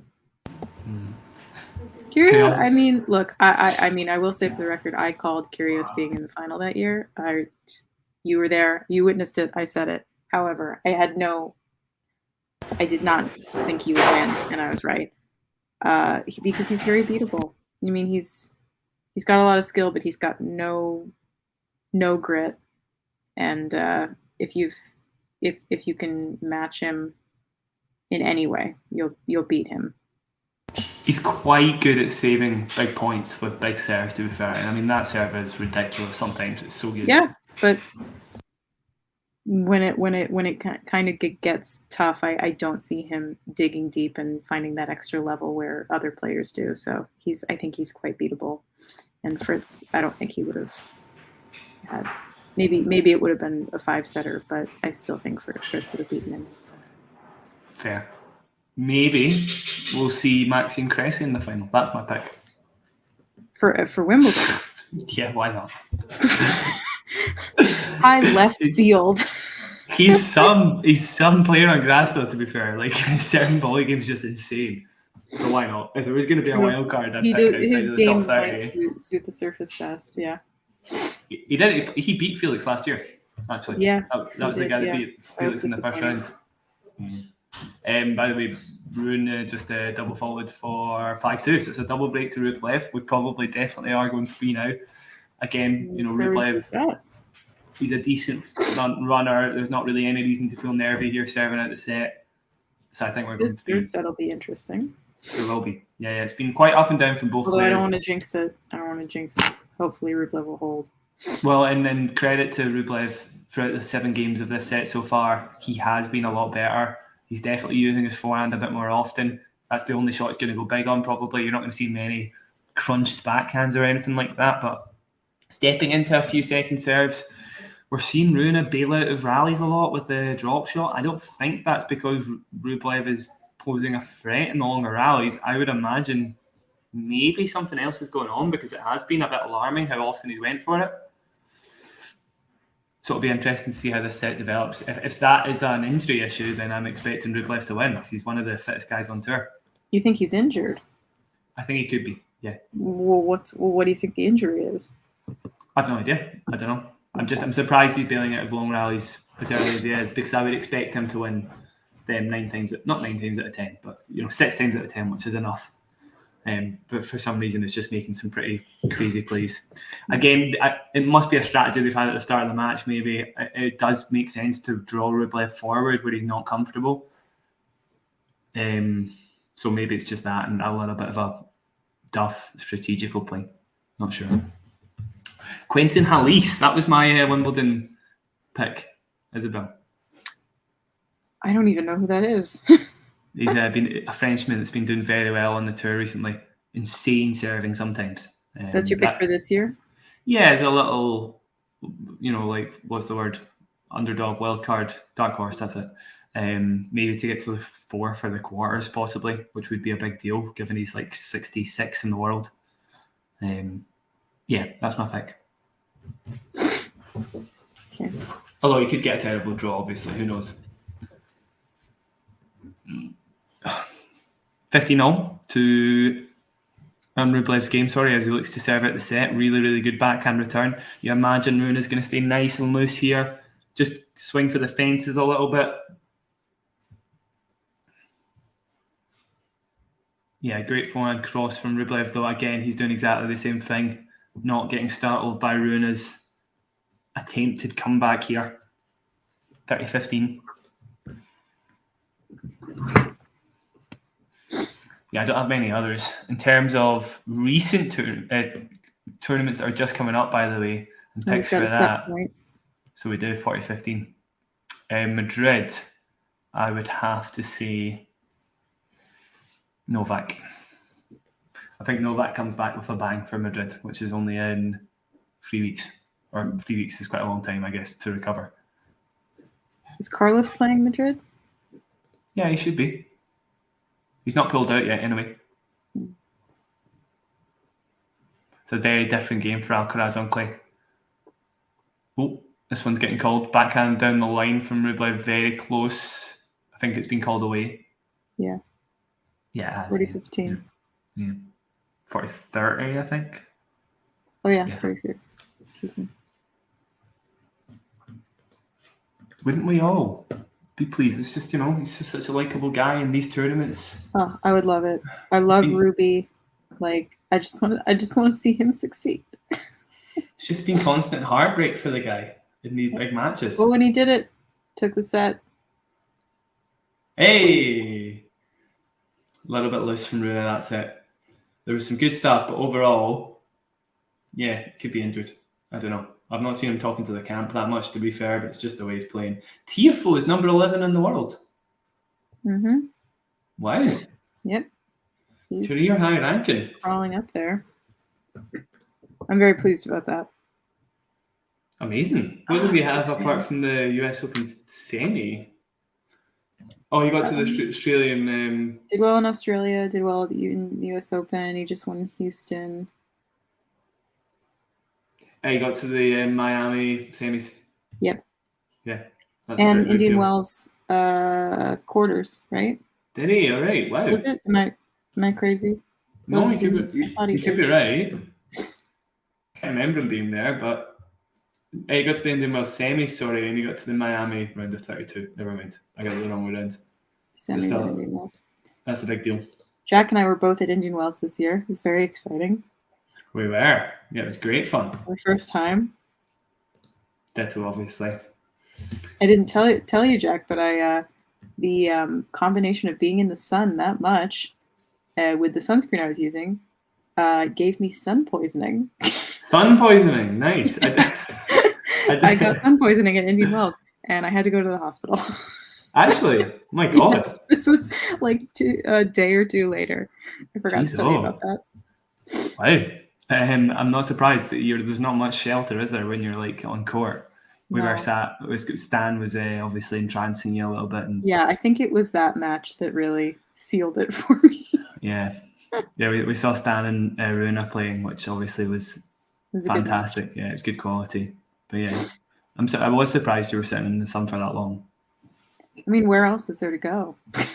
I guess, I know, but you were eventually like, okay, I got to bail. Let's get out here and get some shade, which I was surprised you hadn't done earlier, basically. You can see that I've obviously been in the sun a little bit. Yeah, a little bit there. Yeah, pretty red. In real life, to be fair, it's all tan. It just looks a bit redder at the moment.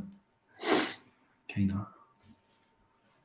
Yeah, it was fantastic though. Anybody's not been to Indian Wells, please go. You'll love it. Just looks idyllic. Definitely try to get back next year.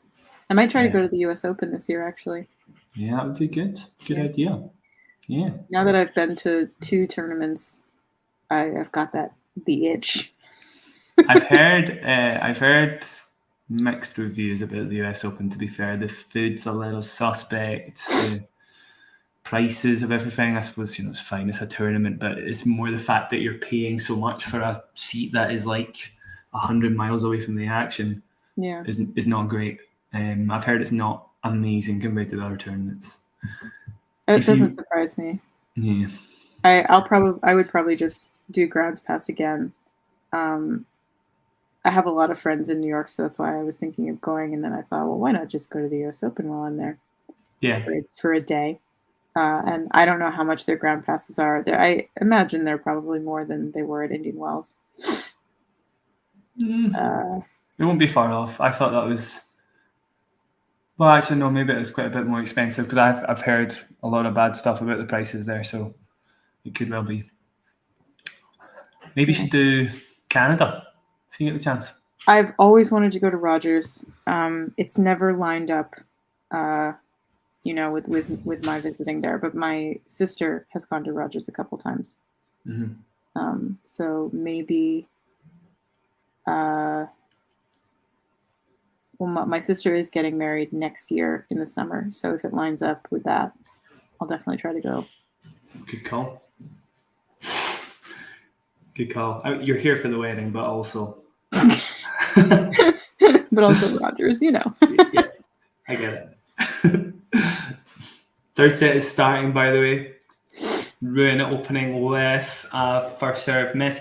Yeah, further to that, Isabelle, what you were talking about, what injury could it be? Very often in Rune's early career, we saw him cramping. In challengers, a lot of early retirements just because he couldn't keep his legs in the game. We saw at the US Open when he played Novak and took that set off him, of course, at 18 years old. Could be that, I don't know, maybe the legs are kind of going from underneath him a wee bit, which would mean we'd see less first serves in, which would mean we'd see him bailing out of rallies early. We'll see. I'll keep an eye on it.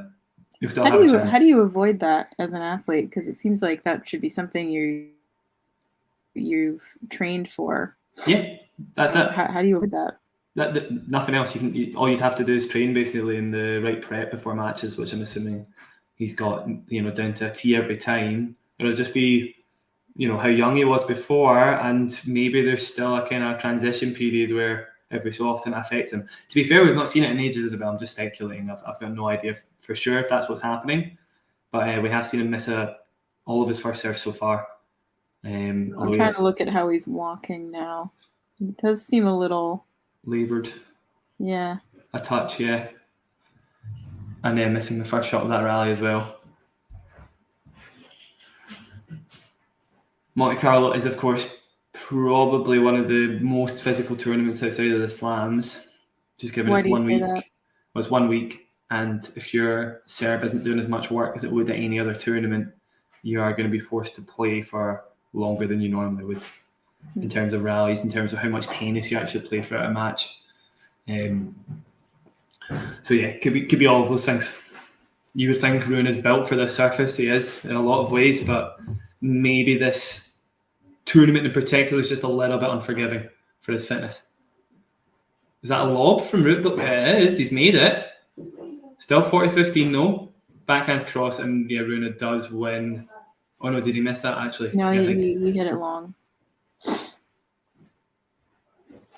Yeah, he did 40-30. So if your legs are a bit cramped as well, that's when you'll start to see him hitting long a lot more often. Just so much more difficult to get underneath the ball, keep yourself balanced because your legs aren't allowing you to get low in the court. Yeah, if it continues, I would expect a few of Rune's shots to start to go a little bit awry. Big first serve out wide, backhand's cross. Oh, has he missed pass. It? Is he going to make this? I've not seen it yet. Lovely yeah, he does. Pass. Yeah, nice. It's good. It's good. I'm a few seconds ahead of you, I guess. I'll pause for a minute. No, it's fine. It's fine. No, actually, I can't pause on this. Oh. I'll go ahead. There we go. I should be up to speed now. Just watching Rublev fist pumping, and now I'm watching Rune thinking about serving. There we go. It's bouncing the ball. I think we're about up to speed now. Not the best first serve in the world, but it's enough to set up a forehand that wins him the point. Shouting at Patrick Mortoglu. Advantage Rune.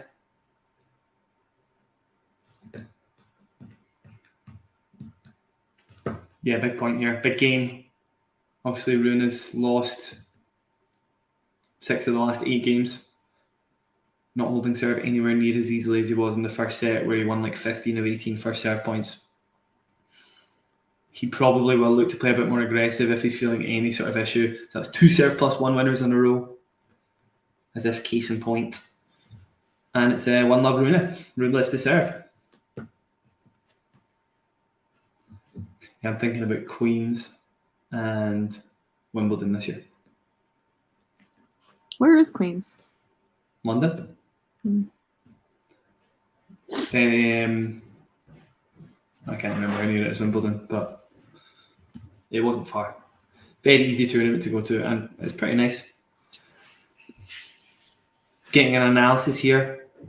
Rublev average second serve return hit point. This is a pretty silly graphic though, because I believe he changes his second serve return hit points on both sides. However, anyway, yeah, noticing he is stepping in. I was saying that, he was trying to go after a few of the second serves. I don't know why he wasn't doing that from the first ball, whether it was just tension and, feeling like he wasn't confident enough to do it. I don't know, but Thanks so much, John. Yeah, check out my podcast if you like. I've got a very good guest tomorrow. Oh, Rune. Totally fluffs a pass there.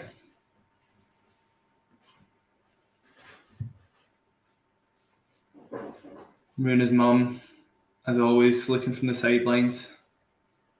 Doesn't help the whole 19-year-old theory, does it? Having your mum watching from the sidelines every single match and then like screaming at her when things go wrong.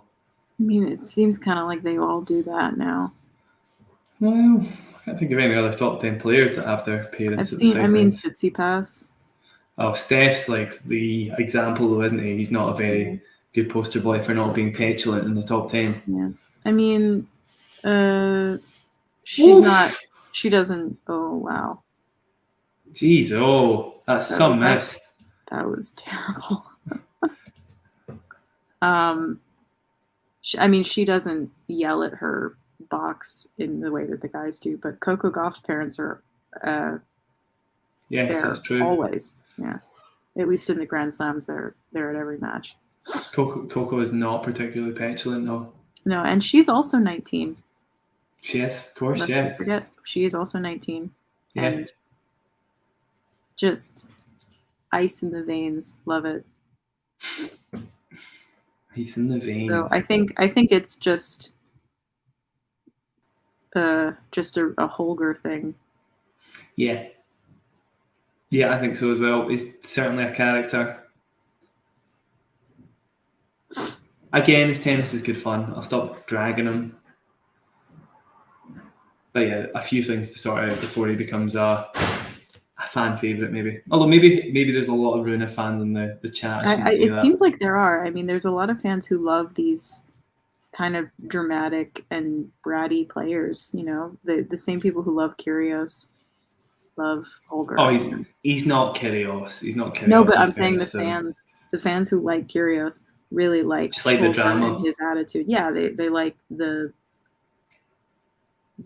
in my opinion, they're just paying more attention to the drama than the actual game. It's a good thing Ghost isn't here.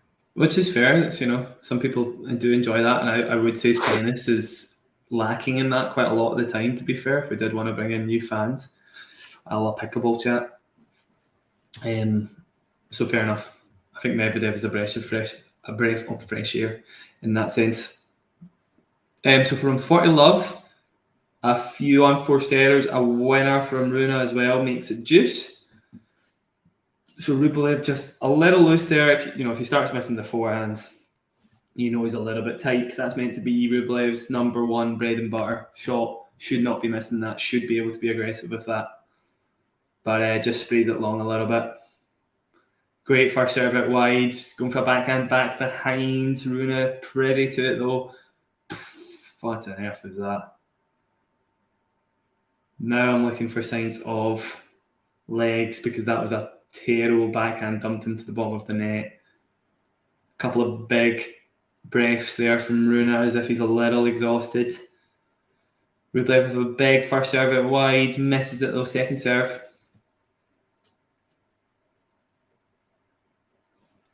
How tame does he over here? Rune is stepping right up to it. Amazing backhand cross court, and it's a winner. It's a winner. That's the difference. If Tsitsipas gets that second serve, it is up way higher to Rune's backhand. If Djokovic gets a second serve, it is down the tee with plenty of pace. If Medvedev gets a second serve, he probably goes for a bomb in that situation. If Rublev gets that second serve, it's always going to be a kicker out wide, and it's so slow. The return, 140 kilometers an hour, was faster than the 137 kilometer an hour second serve. Remember that point if it does come to bite him. Big backhand down the line. It's not enough. I thought Rublev had sprayed that one long actually, but the rally continues. Rune trying to go big again and messes it up. What were you saying there, Isabelle? Nothing. Advantage Rubles.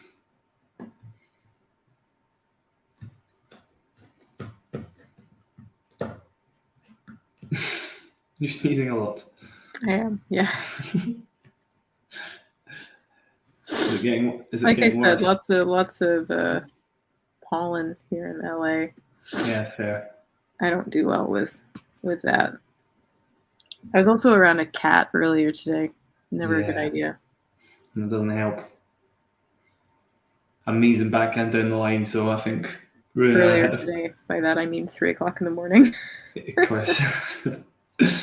Rune dumped the first backhand down the line into the net. The second one clipped the net and didn't go over, and the third one found its mark. So he is finding that shot at the most crucial moment. You won't see Rublev doing that. Juice probably going to be the braver of the two, Rune, by the looks of it. Oh, that's an amazing forehand from Rublev. It's a lovely forehand. Wow. Yeah, really, really good. Look at those legs. Is he, I don't know, bit of water maybe for the cramp? If it is cramp, I don't know. I don't have commentary, to be fair.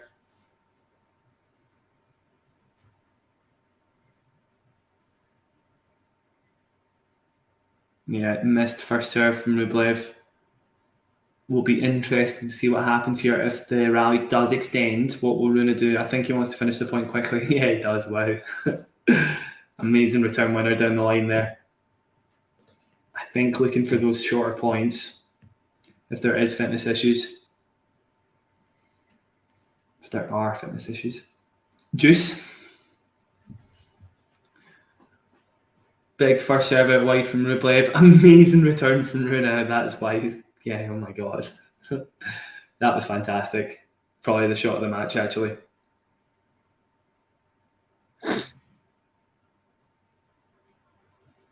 Isabelle nonplussed at that one.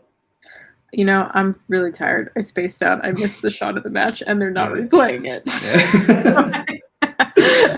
I've missed it. Oh, well. It was just a fantastic return winner down the line. Very, very nice. Second serve from Rublev. Same place as always. Rune is there for it. Backhand cross court. Rune in the ascendancy at the moment. He's got Rublev far off court. He's got him even further off court now. Big forehand. Yeah, he's got it. And he breaks. It kind of felt inevitable. I don't know. It felt inevitable. And I did say put a little asterisk or remind yourself of that point of the second serve where Rune hit an amazing backhand cross court, because he's punishing that every single time. And it's going to be a crucial factor to the match. Every single time Rublev's in a situation like this, he's got to be less predictable on the second serve. He's got to be. To love, Rune.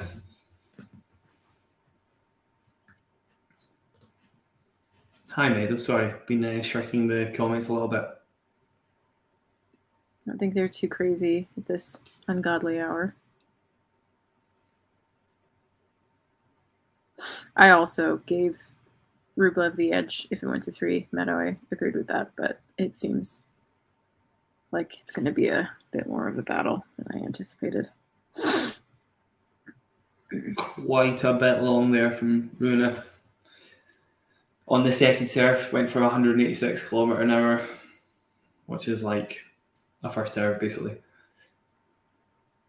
Double fault. Again, maybe signs he wants to shorten the points. First serve.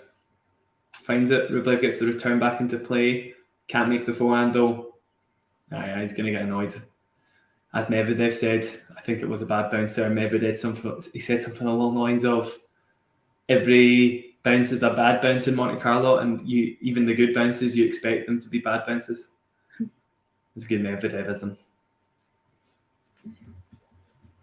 15-all. Big point from Rune there.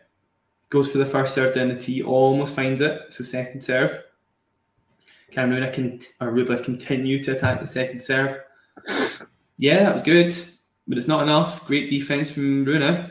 Goes forehand inside out. That's going to be more than enough. Way too good. 30-15. He has all the momentum, barring an injury or something that stops him from moving a bit. You got to keep backing Rune, I think.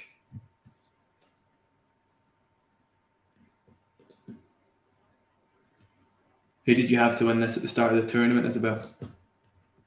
Honestly, it changed with every round. like it was kind of ridiculous. I first had Tsitsipas just because he's the defending champ and he is, of the people we had in the tournament, he was one of the better ones on clay. I had him, and then Novak was doing okay, so I was like, okay, maybe it'll be them in the final.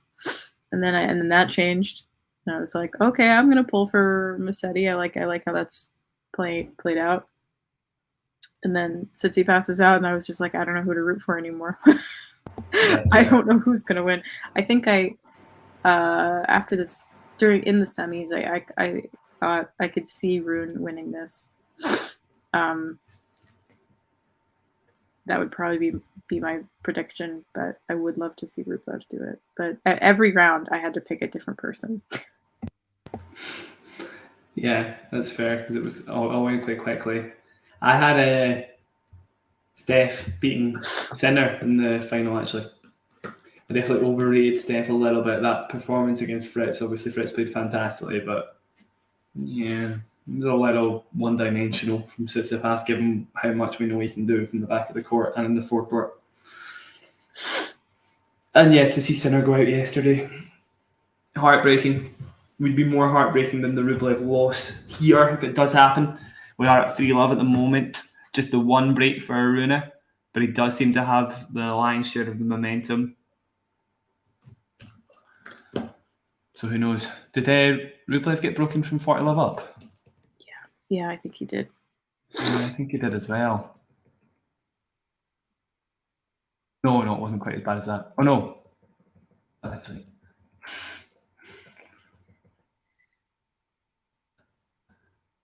Oh my god, that game went on for ages.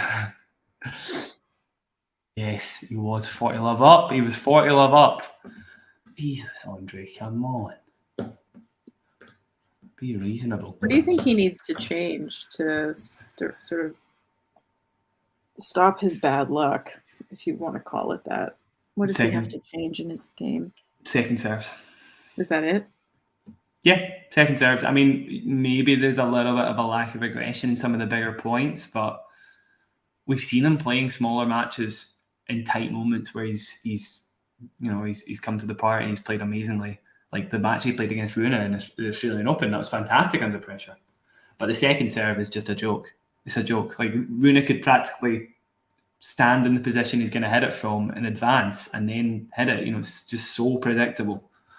And if like every single member of the top 10 is going to take advantage of that.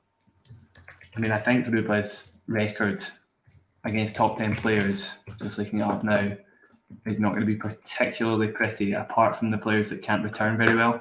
So like Tsitsipas, I imagine he's got a pretty good record against Tsitsipas. But everybody else will be able to take advantage of that every single time. Yeah, he's 20-29 versus top 10 players, which is okay, but top 5 players, 10-16. Okay, well, I stand corrected. That's pretty good. Although half of those wins are against Tsitsipas and team. So one-handers, basically. 30-15. Rublev putting together something in this service game. One last bit of resistance. Missing the first serve, though. I imagine the second serve. He's missed a lot of first serves. Yeah. That's what I was expecting. Amazing second serve return down the line there, or down the middle, I should say, but it comes back and Rune goes for a drop shot again and fluffs it. I'd like to see how many unforced errors he's made off that drop shot, because it's alarming at this point. 40-15. Good chance to get on the board here for Rublev. Can't remember many matches. Another first serve missed.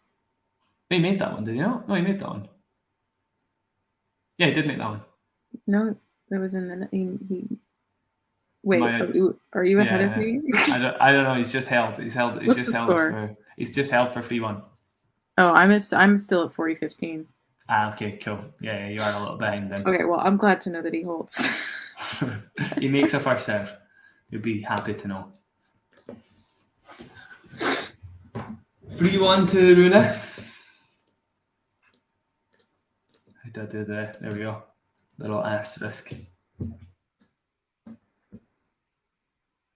Big first serve to start. Gets him off to a tidy service game.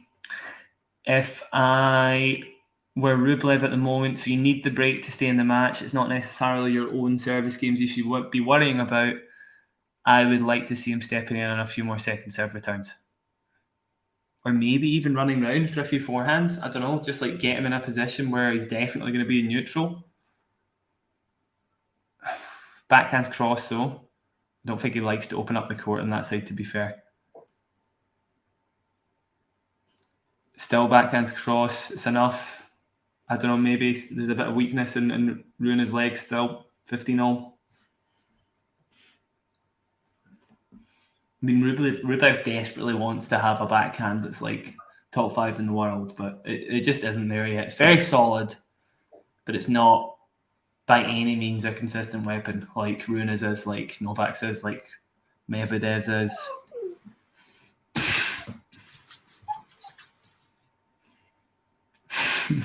That's cute. Second serve.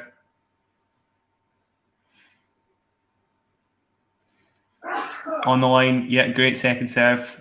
I don't know what Rune is complaining about here, though. I think he's looking to see if his own serve is out, but it was a second serve, so... Oh, I see. So he didn't want to get double followed. 15-30 as he goes for a little bit too much on the second serve. Quite surprising, as we've not seen Rublev stepping on too many of them. Certainly on the juice side, anyway. Again, it's just good. It's interesting to see the push and pull here because you expect Rune to come out on top of all the longer rallies when they're both fit and healthy. But the fact he's going for shorter points just makes me think he's still a little bit timid, a little bit hampered, maybe. Very slow second serve. See, now he's on top of the point as Rublev doesn't do enough of the second serve return. Backhand's cross now, goes for the drop shot again, looking to shorten the point. Oh no, my God, Rublev. Andrey Rublev with the touch of... can't say that. The touch of something horrible. Pushed it wide. You're so far ahead of me at this point. Am I? Yeah, I have no idea what's going on. I'll come back. There we go. So I'm at 30-15. Oh, are you? Oh, what's happened to your stream, Isabelle? I don't know, and I can't adjust it. So you're watching Rune drop shot at the moment. Did you see the miss from Rublev? Yeah. Yeah. Grim. So 30-0. I've come back a little bit. That was grim. So the drop shot is a good idea. It's obviously something they've been talking about, but the execution has been dire today. Still under pressure. There was one massive one on break point in the first set, I believe, and it's exactly the same here at 15-30. Could definitely call that a pressure point. 30-all as Rune goes for a first serve out wide. Rublev absorbs it. Rune gets it back deep. Going into defense now. Big forehand down the line. Can Rublev absorb it? He can. The rally continues. Yeah, goes back behind Rune. That's the play on play. 30-40. Big stuff. I think one or two bad bounces there. Yeah, one off the line. Just forced a shorter ball from Rune. Hello.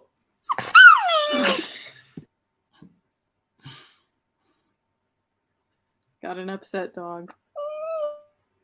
Is that Harpo? Break point. Rune misses the first serve. Can't shorten the point unless he goes for something big here, which I could see happening maybe, given his trend in the second serve so far. Pretty big, 153 out wide. It was more about the kick there rather than the speed. Finds an amazing forehand inside out. Sublime play from Rune, really stepping up to the plate, just like Paris. Does not feel the pressure. Just like... Well, that's actually the last time he's not buckled under the pressure. For the big events, though, at least. Unless he's playing Stan Wawrinka. First serve, juice. Does Rune make it for a free point? Nope. Second serve. Of course, this serve is probably the biggest shot in your arsenal that will waver if your legs are feeling it. You need that push off the back leg. That's where all your power comes from on the serve. Rublev. Oh, Ruby. Goes for a huge backhand down the line, misses it. I don't think we've seen him we haven't seen him make many of those for the last like 2 sets, or 1 set and a half at least. Rune is there at the moment to beat. Yeah, he could be beaten, I think. He's not playing his best tennis. He's missing first serves. He's bailing out of rallies early. Rublev's just not doing that little bit extra that it takes. He's not taking it.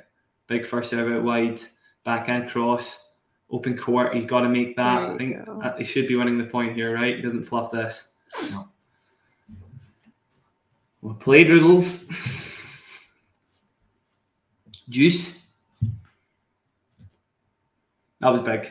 Had a target, took it. That's another point. I would say bookmark it, because if that does change the course of this match, it's huge. That was a really, really good forehand. And I mean, he has done a good job of taking the second serve return into Rune's backhand, stopping him attacking with the forehand at the very least. Massive first serve down the tee. I think it's clipped the net, right? So first serve again. I agree, John, because I think if it goes on a little longer, we'll start to see Rune wilt a little bit. And obviously, if he does go on to hold here, then there's only 2 games till the title.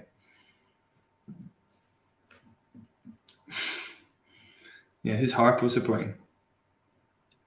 I think he's upset that Ruby is not doing as well as we hoped. That makes sense. I think that's why he was howling. Yeah, he's definitely a dog favourite, Ruby. Break point. There's hope yet, Harpo. Advantage Rublev. Quite tame there again. Nothing electric. Didn't have to use the forehand too much. Just Rune hitting an error eventually.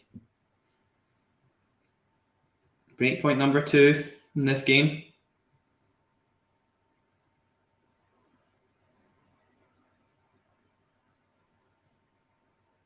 Oh, good serve. Oh, huge. Huge. I'm the one that's behind now. But yeah, huge. Just switching. I went forward a wee bit. I think I'm back to where you are. Huge. It's not easy to hit an ace in Monte Carlo. It gets slowed down so much. Oh, he's done the same thing. He's done it twice in a row. Massive from Holger. Massive. So yes, the first set was all about him outlasting Rublev from the back. The third set is all about him playing front foot tennis, playing serves that are unplayable on a surface that doesn't really allow you to do that. Fantastic stuff. Advantage Rune.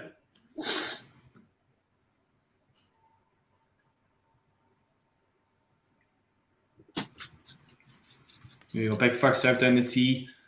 Big cross court from Rune, and it's enough to draw the slice error from Rublev. We are at 4-1. Eek, eek, eek, eek, eek. I don't think there's any going back after that. No, likely not. Again, can I go back to bed yet? Maybe Rune wilts, yes, in a second. I think maybe Rune wilts, but barring that, I think he's got the match here. It's just a little too close to the finish line. And Rublev hasn't been putting him under enough pressure on return. Although he did come close there. Can you hold the fort for 2 seconds? Oh, yeah, you know me. I'm Thank you. nothing but charisma right now.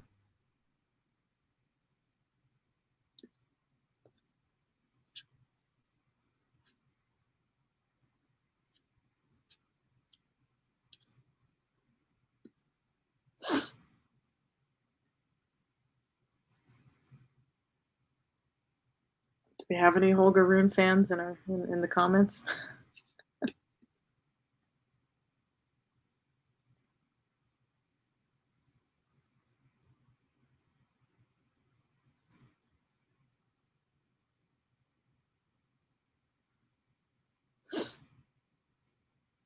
looking back on some of our stuff here. This year might be Medvedev's last chance to finish number one. I don't agree with that. I think he'll have plenty of chances in the next few years. I don't see him faltering anytime soon. When am I coming and joining the party in Europe against Isabelle? What? Wait. Joining the party in Europe against me? What does that mean, John? Yeah, I can't figure that out. Big hold for Rune, as John said. 4-1. Oh, John, do you mean when am I coming back to Europe? Again. Maybe again. Yeah, when am I coming back to Europe? I don't have any plans right now.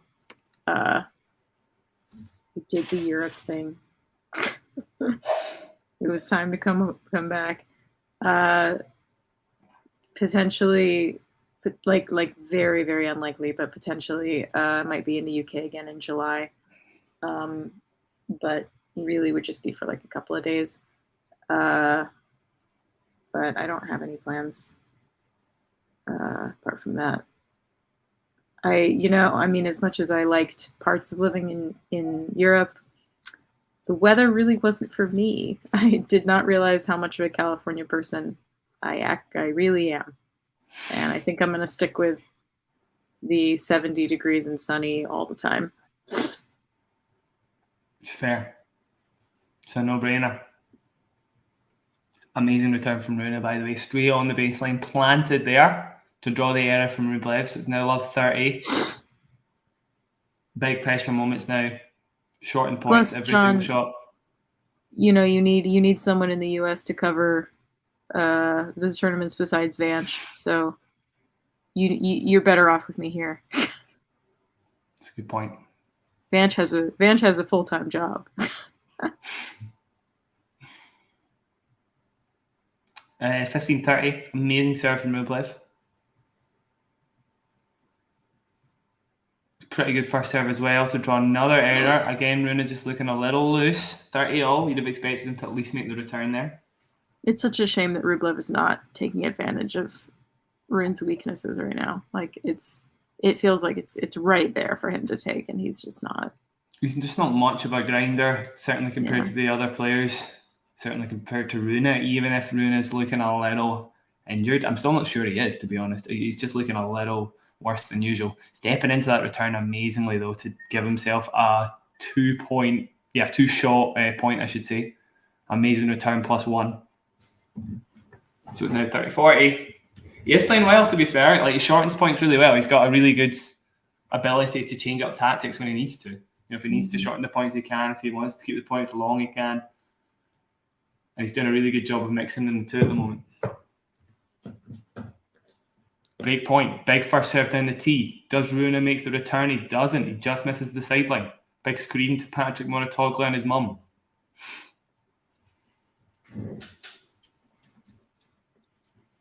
Juice. Hanging on by a thread here, Rubles. Big first serve when you needed it. Another first serve out wide. Somehow Rune gets that back. I don't know how he got topspin on that. Good slice. Probably the first of the match from Rune. Still going cross though. Neither player conceding. There we go. Will Rublev grind here like his compatriot Mary? Still backhands cross. Rune with the first one down the line. He misses. Slaps his thigh in disgust. Advantage Rublev. He's raging tonight. He wants to smash a racket or something. Was a little loose. And that was the match, basically. Unless Rublev had saved the break point, of course. Advantage Rublev. Goes for the first serve down the tee. Makes it. It does come back. Rune defending amazingly. I think he's found that. Oh no, Rublev stopped. Never mind. Lorelei top looking at it was in, yeah. Rublev did stop the point there. And unfortunately wrong. The ball caught the outside edge of the line. Although, why show us Hawkeye? I think we had this discussion earlier in the week. Hawkeye isn't used in matches because it's not reliable. I see the line judge made the call, sorry. I don't have the sound on. So the point's getting played again. Advantage, Rublev still second serve. Does Rublev step into it? He does, but he times it a little late, so the rally continues in neutral. Rune going for a run around forehand and sprays it about a mile long. So we are now 4-2. Possible chance for Rublev. Not if there's nerves from Rune, but if there's any sort of weakness in physicality here, because the serve percentage will dip.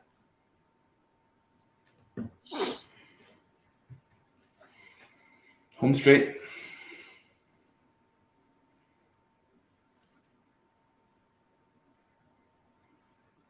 Four 2 Rune. Just a couple from victory. I still think he's the favourite for sure. To win? Yeah, the way he's been shortening points, it'll come down to first serve percentage a lot. So that missing that first one there maybe is a big deal. Yeah. Yeah, goes for a big one on second, kind of what I was expecting. But double faults. So love 15. Went about the same speed as the first serve there. Just doesn't want to give Rublev any chance to grind out any points. Not feeling totally confident with those bigger weapons from the back of the court. Again, could be to do with the legs. Big kicker out wide for a first serve as well. Somehow Rublev makes the return, does he? He does. I don't know what Rune is doing, going back to the bench. I think he's looking for a new racket or something maybe. Or maybe he's just buying time. No, he is looking for a new racket. Maybe he might have broke a string actually. He did. Yeah, he broke a string. So new racket. To be fair, I don't think he was winning that point from that position anyway. Love 30. Huge at the moment. Huge.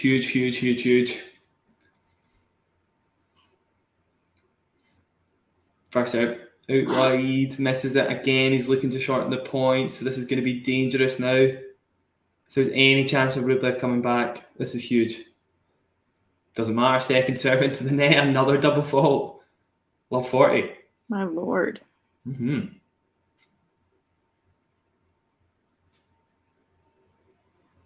I'd love to hear what's going on with both players after the match, because I do think that something is going on with Rune. Just the fact he's going for these massive serves. He's just went for a serve and volley, pulled it off. That was really nice. I think he's a little annoyed he didn't try that earlier, actually. That was the first serve and volley of the match for Rune, who is pretty adept at doing that. 15-40. If Rublev gets a chance at a second serve, he's got to go for it. He does get a look at a second serve. He is hanging back, happy to find the forehand from either wing, I believe. Depends what Rune does with the second serve. Not enough time to run around it. Backhand down the middle. We're in neutral. Big forehand from Rublev. Backhand's cross. Rublev got a chance to crunch a forehand. A couple. What? Jesus. Massive backhand. Goes flying long. Rublev screams. Absolutely screaming. He's loving it. I'm loving it, actually. Come on, Rubles. I'm going to have to be up another hour. It's not going to go on that much longer, I think. There were chances there. Was there not a chance for a double break at one point? I'm kind of forgetting the points now, but I believe there was. Again, it's a case of Rune wanted to shorten the points. I mean, there's no way he goes for two 180 kilometre mile an hour second serves in the juice court for no reason. There must be something else going on, because I've very rarely seen him do that.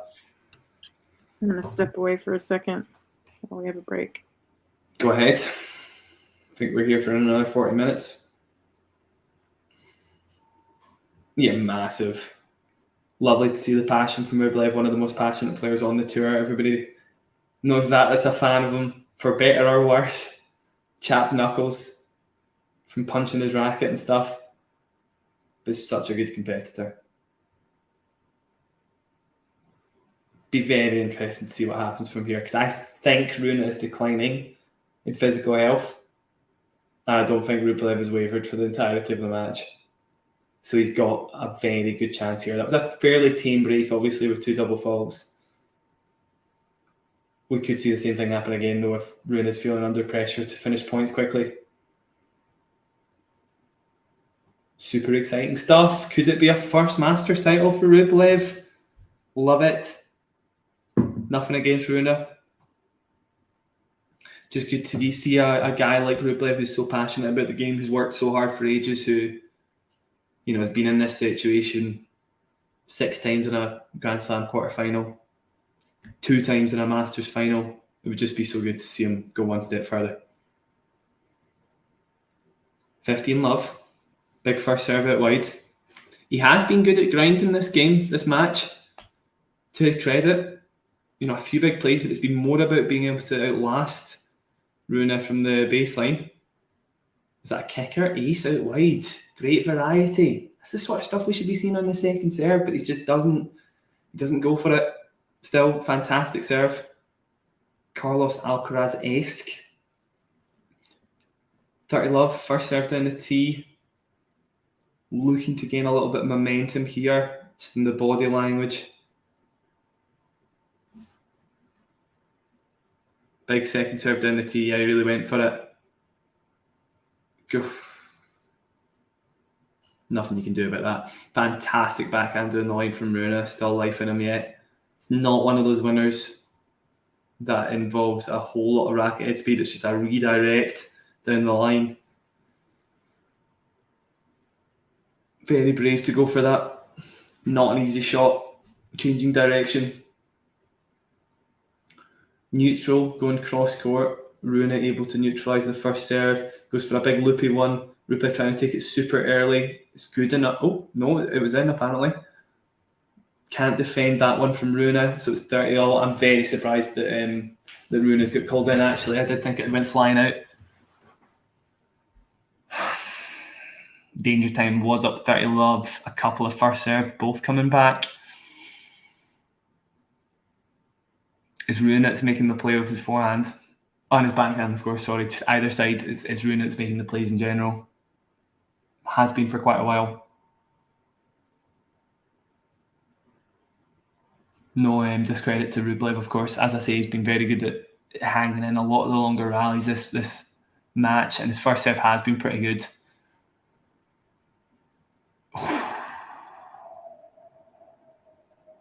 Drop shot in the net from Rune. The execution's just been a little off in that department. It would be such a good tactic. I was saying earlier on, it's such a good tactic because you draw Rublev into a position he's not comfortable with. Set 3 unforced errors. 6 from Rublev. 18 from Rune. 18.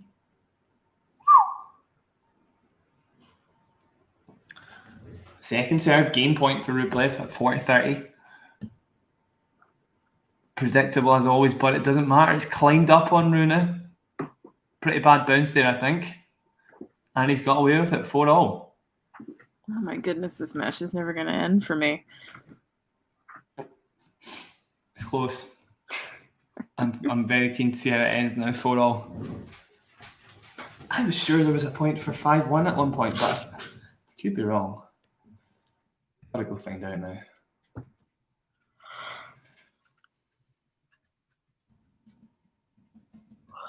Just a little rewind and find out, because it's looking like if Rublev were to win this match, there was a break point of 4-1. And it was a huge first serve from Rublev. Yes, I mean, we've got to give credit to that shot if it is the shot that saves him. I was saying that at the start of the match. Underrated first serve from Rublev. Can tell you, in fact, very shortly, how does Rublev compare to the rest of the men's tour in terms of first serve points won? Yeah, the top 15, which is big, given you've got players like, Berrettini, Cressy, Cilic in there. Still not. I would have expected him to be higher, actually. I'm a little surprised at that. And then, you've got Rune about the middle of the pack. His serve still just isn't as good as the rest of the tours. He just makes up for it by being an absolute beast from the back of the court. Blinking, you miss it, by the way. I've missed a couple of points and it's already 30-love. I don't know what happened there, but Rublev's doing a lot of complaining. Sorry, I'm not more help at the moment. No, it's okay. You're surviving. That's all I can ask of you. 40-love from Rune with a huge serve out wide. Ace, I should say. One of the first. There's not been many aces this match. He's had 3, I think, that I've seen. 3. I remember 2 consecutive ones, right? Yeah. Don't know where Rune kicked the ball there, punted it into the stands. Second serve, Rublev misses the backhand down the line. Not too surprising. Rublev is going to serve to stay in the match. Do the nerves take hold? We'll see. Who knows? Rublev. I've seen him in worse positions, to be fair. He's got a chance, but this is a big match. He's not been this close to a title before. So the first Masters final he had against Zverev was like 3-4 or something, and then the match against Tsitsipas was 3-3. As Rublev put it, he had 0 chance in that match. So this is by far the closest he's been. And the same, like in terms of like quarterfinals and Grand Slams, if you want to make that an equivalent, it's not really equivalent to a Masters final, but still. He's had very few where he's come close. I think he had 1 5-setter against Cilic, and then the other 6 were straight sets. So pretty grim. Oh, I really don't want to see him come out and play an absolutely daft game here, Isabelle. I could see it happening. I could see that happening. A few missed first serves, and that's it. Because Rune will be all over the second serve. He'll want to keep the points short. Is that a Mars bar? Is he eating a Mars bar? I've got US commercials on my side, so I can't. Oh, do you? Okay. He's chucked the Mars bar in the bag. Not for now. There's a commercial for a pickleball tournament in Long Beach that I'm watching right now. Classic. That's how they get the tennis fans. You know, they advertise pickleball to them. It's not the other way around. So we're not trying to recruit pickleball fans. Anyway, this is at a very important juncture in the match. I'll try and avoid talking about pickleball. At the moment, 4-5, Rublev serving to stay in with a chance of winning his first Masters 1000 title. Big first serve down the tee, sets it up a forehand inside out. He makes it. Please don't fluff the overhead. He makes that too, but the rally continues. Oh, no, he shouldn't have drop shotted. You're far ahead of me. The point hasn't even started. He made it. I'm too far ahead, am I? I'm gonna rewind. Yeah. That could be one of the flakiest lobs I've ever seen in my life, but he made it. He's not a lobber, Rublev, that's for sure. I don't know how he got enough control on that, to be honest. That was luck. The drop shot was dire. Eek. Yeah, that was one of the few times it's worked in this match. Yeah. Big heart in a mouth moment for Rublev. First serve out wide. Is it enough to set up it doesn't matter, it doesn't come back? Even though it was like 100 miles an hour. 30-love.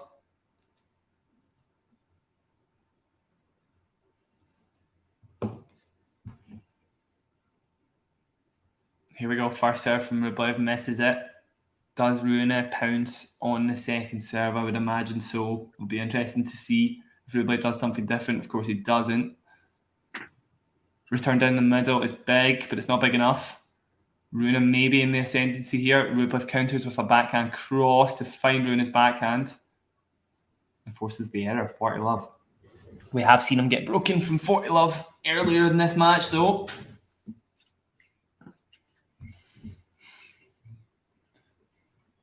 So cannot blink here. Rune has definitely been in worse situations than this. The Paris Masters final, I believe it was Djokovic that was up in the match, was it not? Yeah. I think he was up a break in the third set. You do not see that often. So he won't be very fazed by this situation. decent second, and it's enough to set up a backhand cross-court winner for Andrey. Well done. Easy hold, just what the doctor ordered, 5-all. This is good now. Not what I expected, for sure. No, likewise. I think I said 4-3 or something. Thought it would be a lot tamer. Still, I'm very interested to hear about the health of Rune, and if he is 100% in this match. He hasn't looked 100%. And Rublev has looked a little tentative at times. So it hasn't been the absolute highest quality. But there's been good moments, and this is certainly one of them. Big first serve, clips the net. So second serve, does Rune go for one of those massive serves again that set up a couple of double faults a few games ago. Yep, rally's continuing. Massive backhand down the line, absorbed by Rublev. Looks like Rublev's winning more of these exchanges, though that backhand inside out was amazing from Rune. He fluffed the overhead. Oh. Did you see that? Yeah. Yeah, Rune does not look... He's limping a lot. Jocko smash. Channeling his inner Jocko smash for that one. Love 15. Rune is now in probably the closest position he's ever been to winning a Masters. Yeah, definitely, actually. Big forehand from Rune. Somehow, Rublev is just defending for his life now. I don't know how he's staying in this point. If that goes in, that's mad. Another Jocko smash! Absolutely hammers a ball out of the stadium. Oh my God. Oh, he's just done it again. He's done it 2 times in a row. Well, he's got to get a warning for that, surely. Oh my God, yeah. Yes, he did get a warning, yes. Just confirming, but there's no way he doesn't get a warning for that. Huge. Love 30. And now the crowd are probably booing him or something. Let's hear. Yeah, they are, yep. And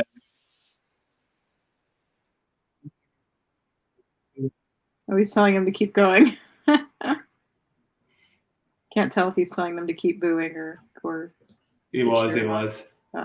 He definitely was. Let's put on the sound there. They're booing really loudly.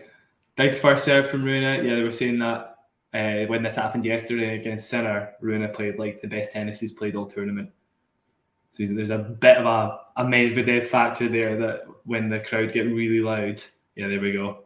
He plays some of the best tennis he can play. That was an amazing first serve just to prove the point. 15-30 shouldn't be 15-30, but it is. Can Rublev find a return? That was obviously a very good serve.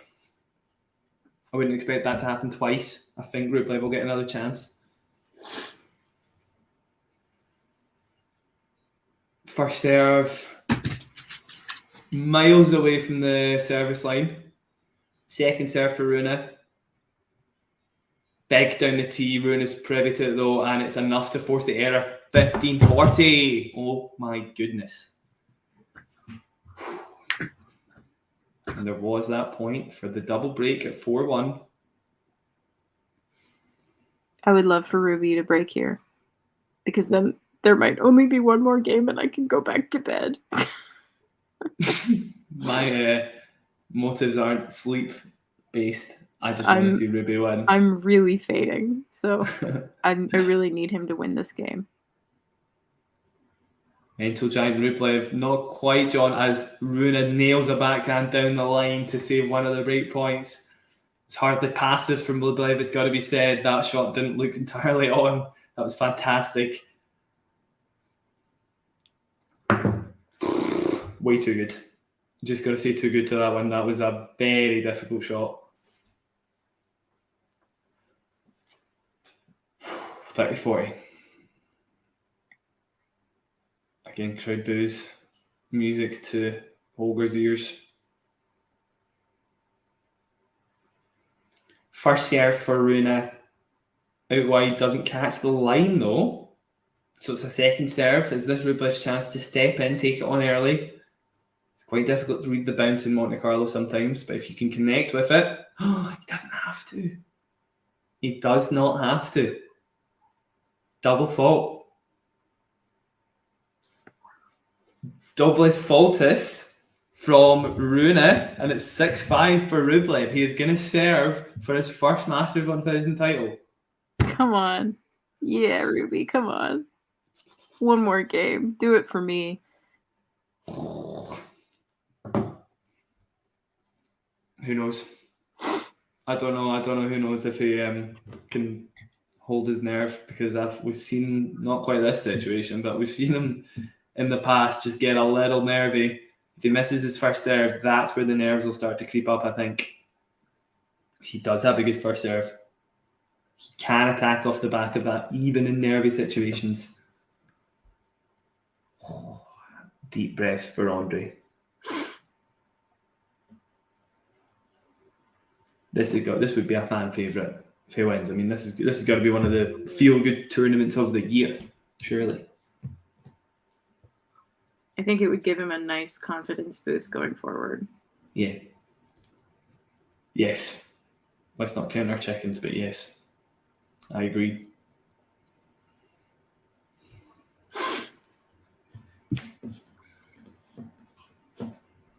(6-5). Rublev serving to turn his third Masters 1000 final into his first Masters 1000 title. Huge.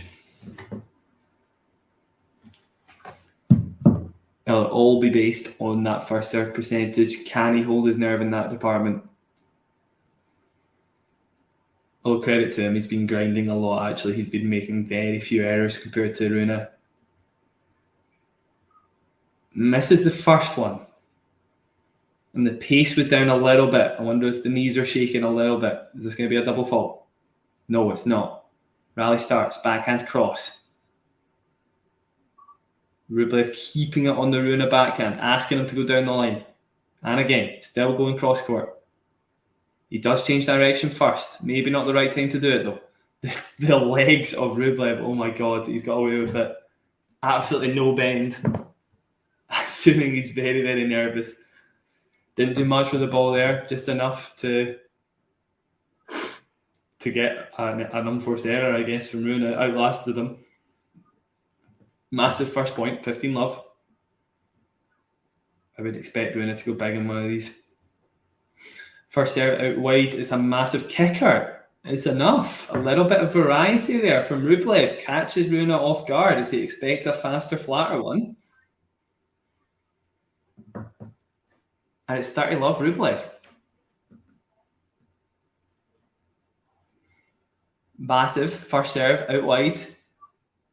Rune sprays it. It's 40-love now. You're ahead of me. Oh God, I'm nervous. I'll go back 10 seconds. I'm just watching Rune's forehand return get okay, it's just 40-love for me now. Cool, okay. They're showing the trophy. He's got triple championship point. Come on, Ruby, come on. Sir, he gets ready to serve. Huge. Here we go, first serve. Misses it. Goes for the kicker again. I like it. I think that was the right play. Ask Rune to do something special. Second serve. Same again. Go for his much kick. He did. Oh. Had a backhand down the line. Probably would have been enough to win the point. I can't even see the ball. Misses by a few inches, if that. Okay, come on. Championship point number 2, yeah.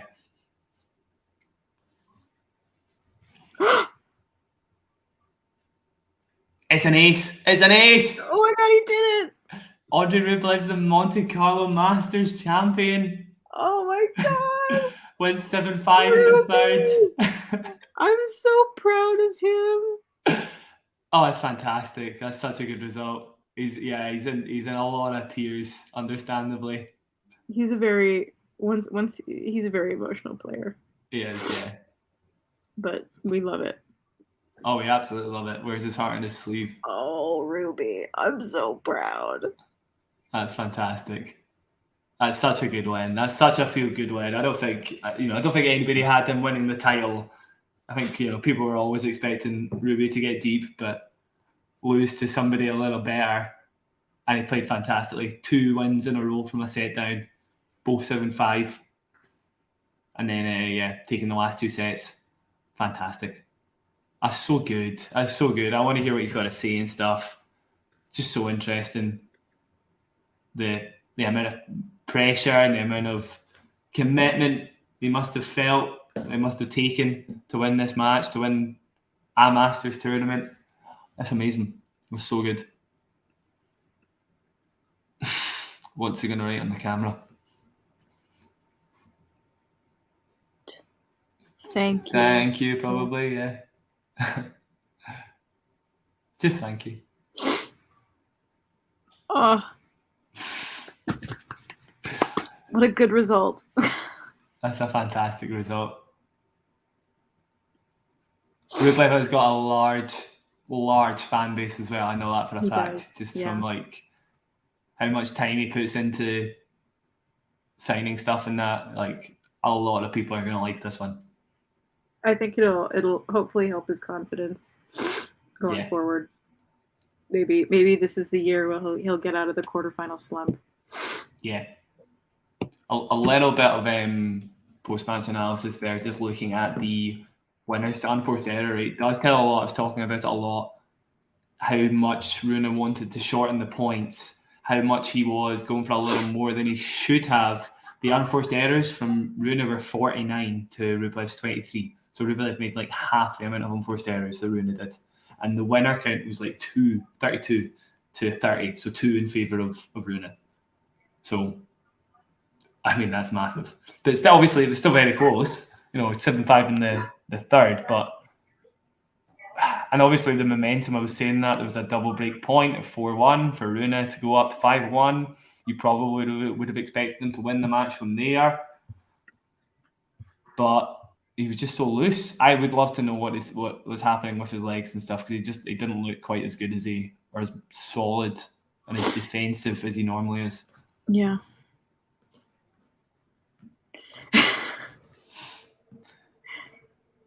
Yeah, Nick's doing a show here for the WTA with John, I believe, because he was at the Billie Jean King Cup this week. Damien and Mario will be doing Monte Carlo Roundup. I'll be doing On the Line with John tomorrow, which I'll try and get out tomorrow. Plenty to say.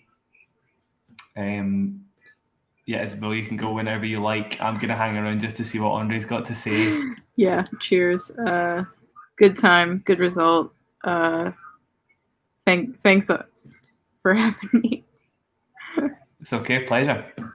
Adios. See you soon. So Andrey at the moment, just happy finally, struggled so much to to win the freaking 1,000 tournament, he says. Yeah, so talking about all the drama, a lot of pressure moments he had to come back from, thinking there was no chance to win. How did he dig so deep each time? He says he didn't know. Hoping at least he'd have one chance, maybe, to try to play to the end. He's just starting to ramble now. Mentally, he was not ready. He said when he was losing, no chance to win anymore. He's going mentally completely down. Today, though, if you're going to lose today, at least believe till the end. He totally did that. Massive first serve at 4-1. Just hoping he would have one extra chance. He absolutely did. I think Rune maybe gave him that just based on how hampered he looked. But yeah, credit to Rublev for hanging in there, because he wasn't close to that in his other matches. He wasn't close to hanging with Tsitsipas in Monte Carlo. He wasn't close to hanging with Zverev in Cincinnati. This was massive. Yeah, most people in tennis would be pretty pleased with that. It's amazing. Right. Okay, I'm going to keep watching, but from us at Talking Tennis, I think that'll probably be us. We'll call it a wrap. Fantastic match to watch. Great result. What a tournament. I don't think anybody called Rublev winning, and I think everybody's going to be happy with that, even if it's at the expense of Rune, who maybe didn't look 100%. Be sure to check out any of my podcasty stuff at On The Line. give it a go tomorrow. I'll get a Monte Carlo review out. Maybe we'll go into this match a little bit more in depth than I just did throughout the entirety of the stream. John will be there, of course. Please catch the rest of the Talking Tennis streams that will be on throughout the week. There's plenty to talk about as the clay swing gets up and running. And until I see you guys again, take care. Thanks very much. This has been Talking Tennis.